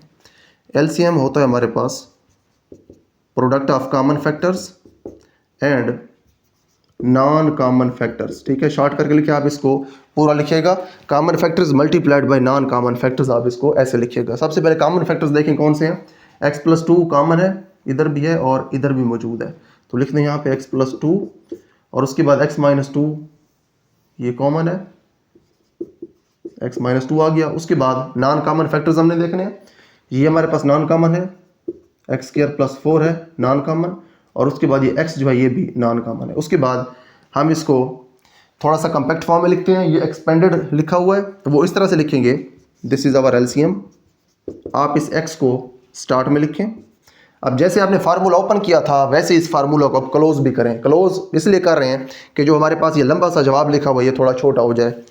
x + 2 और x - 2, देखिए एक बार प्लस में है, एक बार माइनस में। ये किस वक्त हम ऐसे लिखते हैं, ऐसे हम उस वक्त लिखते हैं जब इस तरह का हमारे पास स्ट्रक्चर कंप्लीट हो रहा हो। ठीक है, यहाँ पे देखिए हमने क्या किया था, हमने एक बार प्लस में लिखा था, एक बार माइनस में लिखा था, क्योंकि ये इस चीज़ के बराबर था, x² - 2²। तो इसको आप लिख सकते हैं वापस इसी फॉर्म में, x² - 2²। ठीक है जी, हमने इसको ऐसे क्लोज कर दिया, x को स्टार्ट में लिख दिया और इसको आप साथ वैसे लिख दें, x² + 4, this is equal to, x को वैसे लिखें और ये हो जाएगा x का स्क्वायर और ये हो जाएगा -4। उसके बाद ये फैक्टर आ गया, वैसे लिखें x² + 4। अब देखिए इन दोनों के ऊपर भी अगेन वही फार्मूला यूज़ हो रहा है। क्यों यूज़ हो रहा है, यहाँ हमारे पास जो टर्म है वही इधर है, यहाँ पे जो 4 है इधर भी वही 4 है, लेकिन एक बार माइनस है एक बार प्लस है। देखें यहाँ पे जो मर्जी टर्म्स लिखी हों, लेकिन शर्त ये है कि जो इधर दो हैं वही दो इधर होनी चाहिए, लेकिन एक बार माइनस होना चाहिए, एक बार प्लस होना चाहिए, तो फिर आप ये वाला फार्मूला अप्लाई कर सकते हैं। तो यहाँ पे अगेन हम वही फार्मूला अप्लाई करेंगे। एक बार टर्म्स माइनस हो रही हैं, सेम वही टर्म्स हैं, दूसरी बार प्लस हो रही हैं, तो इनके हम स्क्वायर्स लेके इनको माइनस कर देंगे। यानी कि हमारे पास जो फॉर्म लिखी हुई है वो ये वाली फॉर्म है, ठीक है। इस फॉर्म के अंदर ये लिखे हुए कैसे हैं, देखिए एक्स स्क्वायर प्लस 4 है यहाँ पे मौजूद है, एक्स स्क्वायर माइनस 4 वो यहाँ पे मौजूद है। हम इस फॉर्म से इधर पहले गए थे, अब हमने इस फॉर्म से वापस इस फॉर्म के अंदर आना है, ठीक है। तो लिख सकते हैं इसको, this is equal to x वैसे आएगा और उसके बाद एक्स स्क्वायर का स्क्वायर हो जाएगा माइनस 4 का स्क्वायर हो जाएगा, ठीक है। एक बार माइनस थे एक बार प्लस थे, हमने दोनों को माइनस किया और ऊपर दोनों के स्क्वायर्स लगा दिए फार्मूला यूज़ करके। एक्स वैसे ही आएगा, जो एक्स स्क्वायर का स्क्वायर है ये हो जाएगा एक्स की पावर 4 और उसके बाद माइनस वैसे ही आएगा, और जो 4 की पावर 2 है इसका मतलब होता है 4 इंटू 4 एंड 4 4s आर 16। तो ये हमारे पास है एलसीएम हमारी इन गिवन एक्सप्रेशंस का। तो यहाँ पे हमारे पास फोर्थ पार्ट कंप्लीट हो गया। इसके बाद हम क्वेश्चन नंबर 3 का फिफ्थ और लास्ट पार्ट सॉल्व करते हैं। उसके बाद नेक्स्ट हमारे पास फिफ्थ पार्ट है। इसके अंदर हमें 3 एक्सप्रेशंस गिवन है, लेकिन इस क्वेश्चन की खास बात यह है कि यहाँ पे हमें कोई भी कॉमन फैक्टर मिलेगा नहीं। तो यहाँ पे जो सारे नॉन कॉमन फैक्टर्स होंगे उनको ही एक बार लिख के हम एलसीएम अपना फाइंड कर लेंगे। तो यहाँ पे हमारे पास इसका सोल्यूशन है। पहली एक्सप्रेशन है 16 माइनस 4x स्क्वायर। अब यहाँ से 4 कॉमन ले सकते हैं। 16 को क्योंकि हम लिख सकते हैं 4 इंटू 4 और 4 कॉमन, तो एक 4 इसका यहाँ पे बच जाएगा। उसके बाद माइनस ये 4 बाहर आ गया तो x स्क्वायर यहाँ पे सिर्फ रह जाएगा। उसके बाद यहाँ पे जो 4 है इसे आप लिख सकते हैं 2 का स्क्वायर और यहाँ पे x का स्क्वायर है। तो जब इस तरह से टर्म्स हों, दोनों के ऊपर स्क्वायर्स हों, दरमियान में माइनस हो, तो उनको आप एक बार प्लस में लिखते हैं एक बार माइनस में। इस तरह से 4 वैसे ही आएगा और उसके बाद होगा ये 2 प्लस एक्स और 2 माइनस एक्स, ठीक है जी। उसके बाद हमारे पास दूसरी एक्सप्रेशन है x square plus x minus 6। तो देखिए अब हमने पेयर्स बनाने हैं 1 के, क्योंकि इसके साथ प्लस 1x के साथ। और किस तरह से पेयर्स बनाने हैं, -6 को आप इस 1 के साथ मल्टीप्लाई करवाएं तो -6 आता है। यानी कि इस 1 के ऐसे पेयर्स बनाने हैं, मल्टीप्लाई करवाएं तो -6 आए, ऐड करें तो प्लस का 1 आए। तो पेयर्स इजीली बन जाएंगे इसके, x square plus 3x minus 2x minus 6। देखिए ये कैसे पेयर्स हैं, इन दोनों को मल्टीप्लाई करवाएं तो -6 और ऐड करें तो प्लस का 1। पहले दो में से क्या चीज़ कॉमन है, x कॉमन है, इधर x बचेगा, इधर प्लस का 3 बचेगा। उसके बाद इन दोनों में से -2 कॉमन है, यहाँ पे सिर्फ x बचेगा और इधर से आप 2 कॉमन लेंगे तो पीछे बचेगा 3। और उसके साथ साथ क्योंकि आपने माइनस कॉमन ले लिया तो दोनों ये प्लस के हो जाएंगे, x भी प्लस का और ये भी प्लस का। आप इन दोनों में से ये ब्रैकेट कॉमन है, ये आप कॉमन ले सकते हैं, x प्लस 3 और इधर बचेगा x और इधर बचेगा माइनस का 2। उसके बाद ये हमारे पास फैक्टराइजेशन है दूसरी एक्सप्रेशन की, उसको हम यहाँ पे लिख लेते हैं x square plus x minus 6। हमारे पास उसके बाद तीसरी एक्सप्रेशन है 4 माइनस एक्स स्क्वायर, ये 2 का स्क्वायर है और ये x का स्क्वायर है। दिस इज इक्वल टू, देखें दोनों के ऊपर स्क्वायर्स हैं और दरमियान में माइनस है, तो एक बार इनको प्लस में लिखेंगे हम और एक बार इनको हम लिखेंगे माइनस में। तो यहाँ पे हमारे पास तीनों एक्सप्रेशंस फैक्टराइज हो चुकी हैं। अगर आप तीनों एक्सप्रेशंस की फैक्टराइजेशन देखें तो पहली एक्सप्रेशन की फैक्टराइजेशन यहाँ पे मौजूद है, ये हमारे पास दूसरी की फैक्टराइजेशन है और ये हमारे पास है तीसरी एक्सप्रेशन की फैक्टराइजेशन। अब यहाँ पे आप देख सकते हैं कि हमारे पास कोई भी फैक्टर कॉमन नहीं है। जो 2 माइनस एक्स है वो इधर भी है इधर भी है, लेकिन यहाँ पे 2 माइनस एक्स मौजूद नहीं है, यहाँ पे x माइनस 2। वैसे इसको आप 2 माइनस एक्स बना सकते हैं, वो इस तरह से बना सकते हैं कि माइनस कॉमन ले लें, इधर स्टार्ट में माइनस लग जाएगा और ये बन जाएगा 2 माइनस एक्स। तो तब हमारे पास ये कॉमन फैक्टर आ जाएगा। लेकिन एलसीएम लेने के लिए ये कोई शर्त नहीं है कि हमारे पास कॉमन फैक्टर ज़रूर होना चाहिए, क्योंकि हमने पहले क्योंकि ऐसे पढ़ लिया कि जो एलसीएम है वो बराबर होता है common factors into non common factors. तो आपके माइंड में ये नेचुरली आ सकता है कि यहाँ पे भी कोई ना कोई कॉमन फैक्टर होना चाहिए, तो तब हमारे पास एलसीएम आ सकते हैं, अदरवाइज हमारा क्वेश्चन गलत है। लेकिन ऐसा नहीं है, क्वेश्चन हमारा ठीक है, कॉमन फैक्टर्स नहीं है तो कोई मसला नहीं है। जो नॉन कॉमन फैक्टर्स यहाँ पे मौजूद हैं उनको ही हम एक बार लिख के मल्टीप्लाई करवा देंगे तो हमारे पास एलसीएम कैलकुलेट हो जाएगा। तो यहाँ पे हमारे पास इसका एलसीएम है, सारे फैक्टर्स को आप एक बार मल्टीप्लाई करवा दें, 4 लिखें यहाँ पे। उसके बाद हमारे पास होगा 2 प्लस एक्स, उसके बाद होगा हमारे पास 2 माइनस एक्स। उसके बाद आप आ जाए अपनी दूसरी फैक्टराइजेशन के ऊपर, x प्लस 3 इसके बाद हम लिखेंगे और उसके बाद हमारे पास x माइनस 2 ये लिखेंगे। और उसके बाद आप आ जाए अपनी तीसरी फैक्टराइजेशन के ऊपर 2 प्लस एक्स पहले से आ चुका है, इसको अब दोबारा नहीं लिखना। 2 माइनस एक्स जो है ये भी पहले से आ चुका है, इसको हमने दोबारा नहीं लिखना। तो यहाँ पे हमारे पास अब एलसीएम कैलकुलेट हो चुका है। आप ये चीज़ यहाँ पे नोट करें कि कोई भी यहाँ पे कॉमन फैक्टर नहीं है, सारे के सारे ही नॉन कॉमन फैक्टर्स हैं, क्योंकि इन तीनों में कोई भी कॉमन फैक्टर नहीं था। हमने तमाम फैक्टर्स को एक बार लिखा है, हमने ऐसा नहीं करना, किसी भी फैक्टर को हमने दो बार नहीं लिखना, ठीक है। इस चीज़ का आपने ख्याल रखना है, क्योंकि आप देखें जो 2 प्लस एक्स है वो यहाँ पे भी आ रहा है और यहाँ पे भी आ रहा है, तो आपने 2 प्लस एक्स को एक ही बार लिखना है। तो यहाँ पे अगर हमारे पास होती 2 प्लस एक्स की पावर 2, तो फिर हम यहाँ पे 2 प्लस एक्स की मैक्सिमम पावर लिखते। जितनी भी हमारे पास इसकी पावर है किसी भी फैक्टर की, वो अगर किसी एक फैक्टराइजेशन के अंदर मैक्सिमम बार फॉर एग्जांपल आ रही है 5 टाइम्स, तो फिर आपने उस फैक्टर की पावर 5 लिखनी है। अगर इसकी पावर 5 होती तो हम इधर इसकी पावर 5 लिखते, और ये वाला जो 1 पावर वाला फैक्टर है ये फिर ना लिखते, क्योंकि ये 5 पावर वाले फैक्टर में ही इंक्लूड हो जाता। तो इस तरह से हमारे पास इसका आंसर है।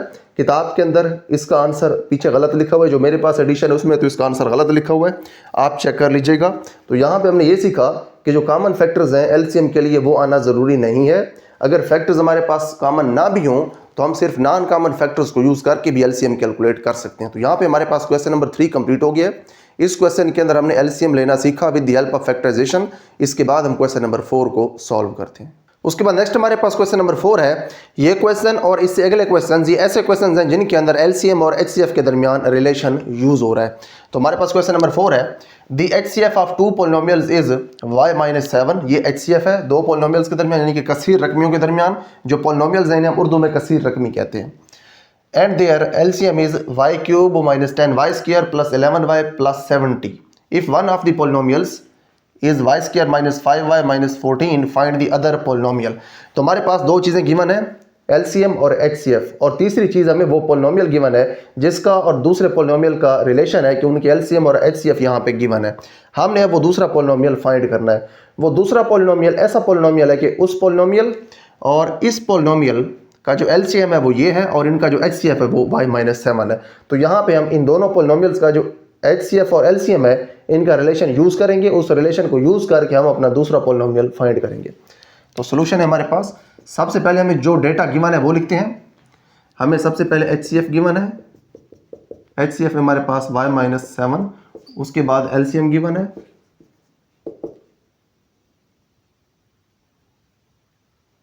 एलसीएम बराबर है y³ - 10y² + 11y और +70। उसके बाद हमें एक पॉलिनोमियल यहाँ पे गिवन है वो लिखते हैं। For example this polynomial is p of y। ठीक है, p ऑफ y हमारे पास है y² - 5y - 14। ठीक है, ये हमें पॉलिनोमियल गिवन है क्योंकि इसके अंदर वेरिएबल y है, इसलिए हमने यहाँ पे y लिखा है। उसके बाद जो हमने फाइंड करना है वो हम यहाँ पे लिखते हैं। हमने फाइंड करना है q ऑफ y। ठीक है, ये दूसरा पॉलिनोमियल हमने फाइंड करना है। तो रिलेशन यूज करेंगे हम एलसीएम और एचसीएफ का। यहाँ पे हम लिखते हैं एज वी नो दैट जो एलसीएम और एचसीएफ का प्रोडक्ट होता है वो बराबर होता है P और Q के प्रोडक्ट के। ठीक है, यानी कि P और Q के हासिल ज़रब के। यहाँ पे ये हमारे पास है रिलेशन एलसीएम और एचसीएफ के दरमियान। रिलेशन ये है कि ये हमेशा दो पॉलिनोमियल्स के दरमियान होते हैं, यानी कि जो एचसीएफ होता है वो भी दो पॉलिनोमियल्स का होता है और जो एलसीएम होता है वो भी दो पॉलिनोमियल्स का होता है। अगर हम दोनों पॉलिनोमियल्स को मल्टीप्लाई करवा दें जिनके हमने एलसीएम और एचसीएफ कैलकुलेट किए हैं, तो उनकी जो मल्टीप्लिकेशन का आंसर है वो इन दोनों की मल्टीप्लिकेशन के आंसर के बराबर होगा। यानी कि अगर एलसीएम और एचसीएफ को आप करवाएं मल्टीप्लाई, तो उसके बाद उन दोनों पॉलिनोमियल्स की जो मल्टीप्लिकेशन है उसका आंसर आपके पास आता है। तो यहाँ पे अगर हम तीन चीज़ें पुट करें तो हमें चौथी चीज़ मिल सकती है। तीन चीज़ें कौन सी हमें पता है, एलसीएम, एचसीएफ और P ऑफ y हमें पता है। तो यहाँ से हमें Q ऑफ y की वैल्यू मिल सकती है। किस तरह से मिल सकती है, Q ऑफ y को आप यहीं पर रहने दें और जो P ऑफ y है इसको आप उधर जाके डिवाइड करवा दें। तो यही काम हम यहाँ पे करते हैं। दिस इम्प्लाइज दैट यहाँ पे जो हमारे पास Q ऑफ y है इसको हम उधर ही रखते हैं और इधर हमारे पास है एलसीएम और साथ इसकी एचसीएफ है और यहाँ पे हम डिवाइड करवा रहे हैं P ऑफ y को। तो P ऑफ y जो है वो यहाँ आके डिवाइड हो जाएगा। ठीक है जी, वैल्यूज पुट कर दें।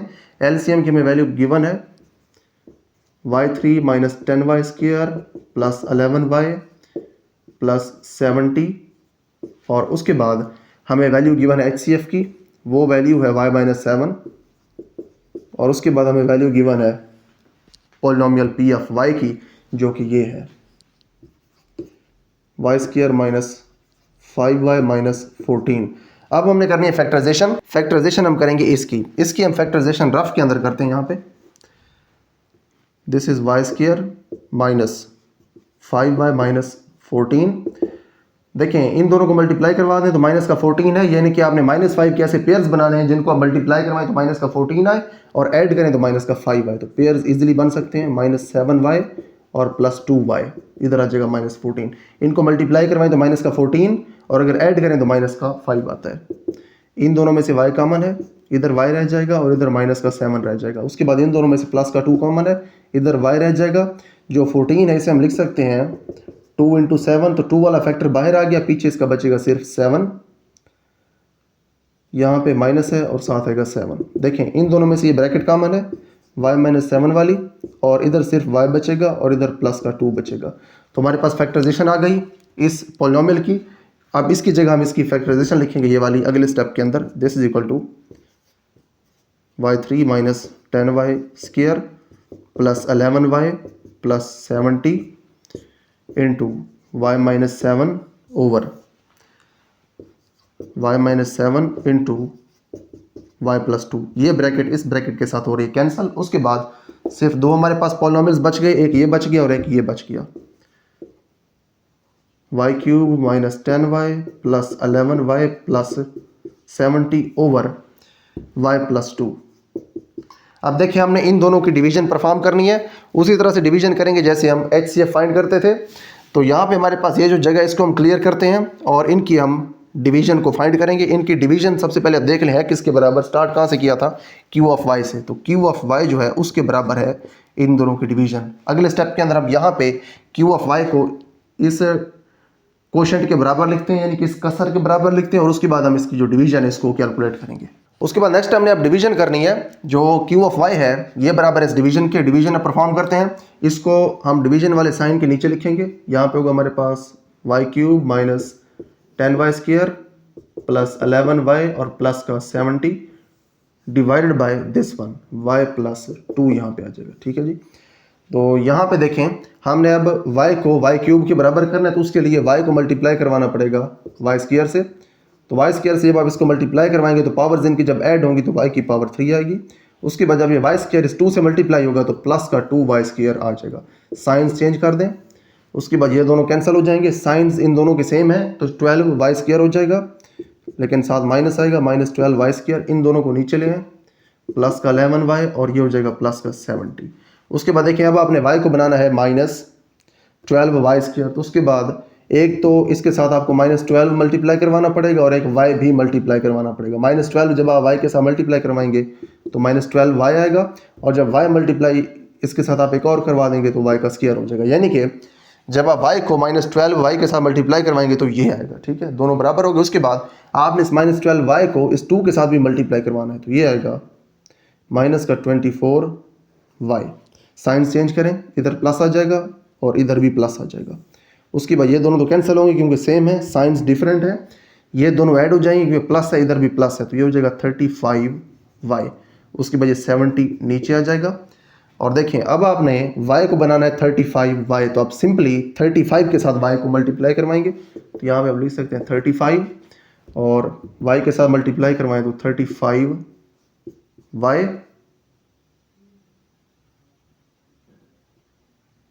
ठीक है, यहाँ पे आएगा हमारे पास 35y, और उसके बाद 35 को जब आप 2 के साथ मल्टीप्लाई करवाएंगे तो प्लस का 70 आएगा।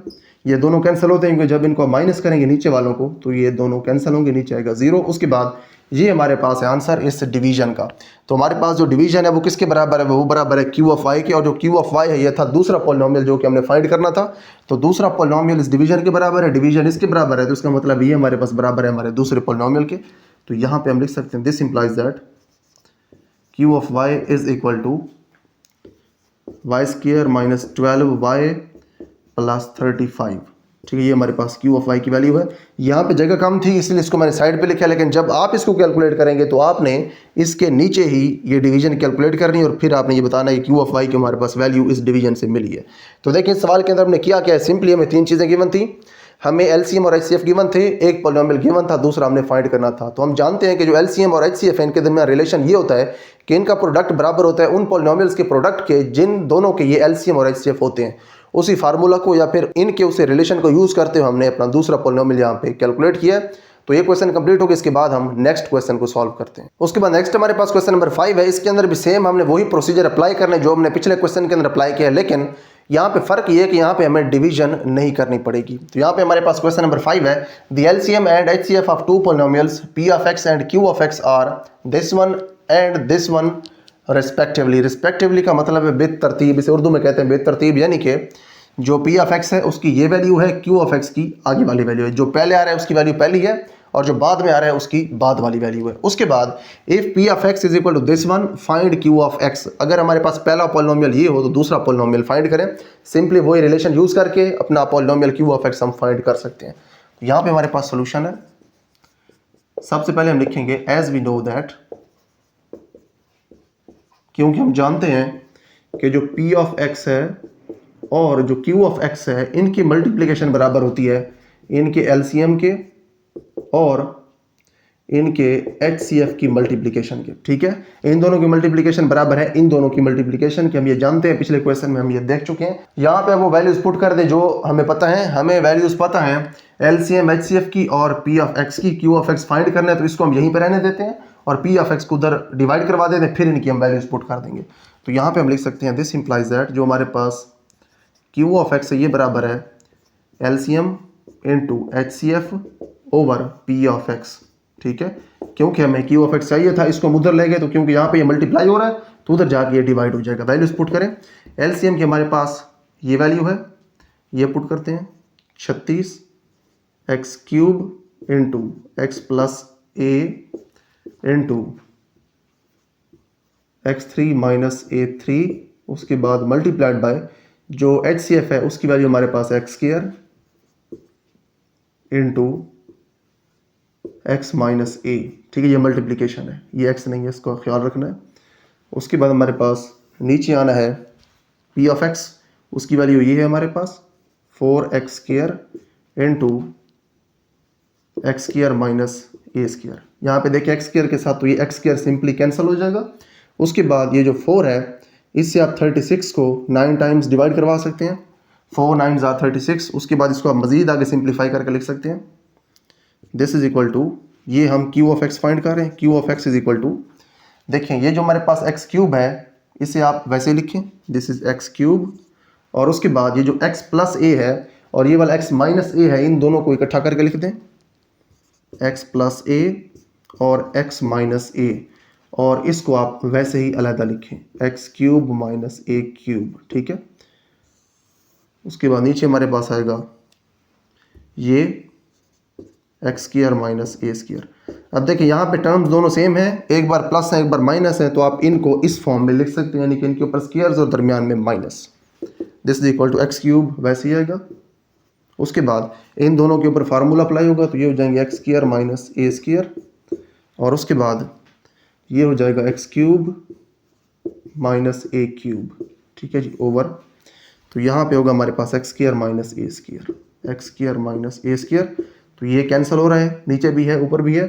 तो हमारे पास जो क्यू ऑफ एक्स है, क्यू ऑफ एक्स हमारे पास बराबर है x cube into x cube minus a cube. यहाँ पे आप एक चीज़ और नोट करें कि हमारे पास एक 9 भी था जिसको हम भूल गए लिखना, तो जो 9 है इसे आप यहाँ पे लिख दें और इसको आप इधर भी लिखें और इस 9 को आप इधर भी लिखेंगे। ठीक है, 9 इसके साथ आगे चलेगा। तो ये हमारे पास क्यू ऑफ एक्स की वैल्यू है। अब ये हमारे पास जो एक्सप्रेशन लिखी हुई है, जो फैक्टर लिखा हुआ है, इसको भी हम ओपन करके लिख सकते थे, इसके ऊपर भी फार्मूला अप्लाई हो रहा था, लेकिन अगर इसको हम ओपन कर देते और इसके हम 2 फैक्टर्स बना देते तो इसके दोनों जो फैक्टर्स थे उनमें से कोई भी फैक्टर नीचे वाले किसी फैक्टर के साथ कैंसिल ना होता, क्योंकि नीचे वाले जो फैक्टर्स हैं ये तो पहले यहाँ पे ख़त्म हो गए। तो इसलिए इसको जो ओपन करने का फ़ायदा है वो कोई नहीं होना था, इसलिए इसको हमने ओपन किया नहीं है। तो हमारे पास क्यू ऑफ एक्स आ गया। यहाँ पे हमें एलसीएम और एचसीएफ दोनों गिवन थे, और उसके बाद हमें एक पॉलिनोमियल भी गिवन था। इन 3 चीज़ों की हेल्प से हमने अपना दूसरा पॉलिनोमियल यहाँ पे फाइंड कर लिया। तो क्वेश्चन नंबर 5 कंप्लीट हो गया। इसके बाद हम इस एक्सरसाइज का लास्ट क्वेश्चन सॉल्व करते हैं। उसके बाद नेक्स्ट हमारे पास इस एक्सरसाइज का लास्ट क्वेश्चन है। ये पिछले दोनों क्वेश्चन से ज़्यादा इजी है जिनके अंदर हमने रिलेशन यूज़ किया था HCF और LCM का। तो हमारे पास क्वेश्चन है, इसको देखते हैं। Here is our question number 6। The HCF and LCM of two polynomials are.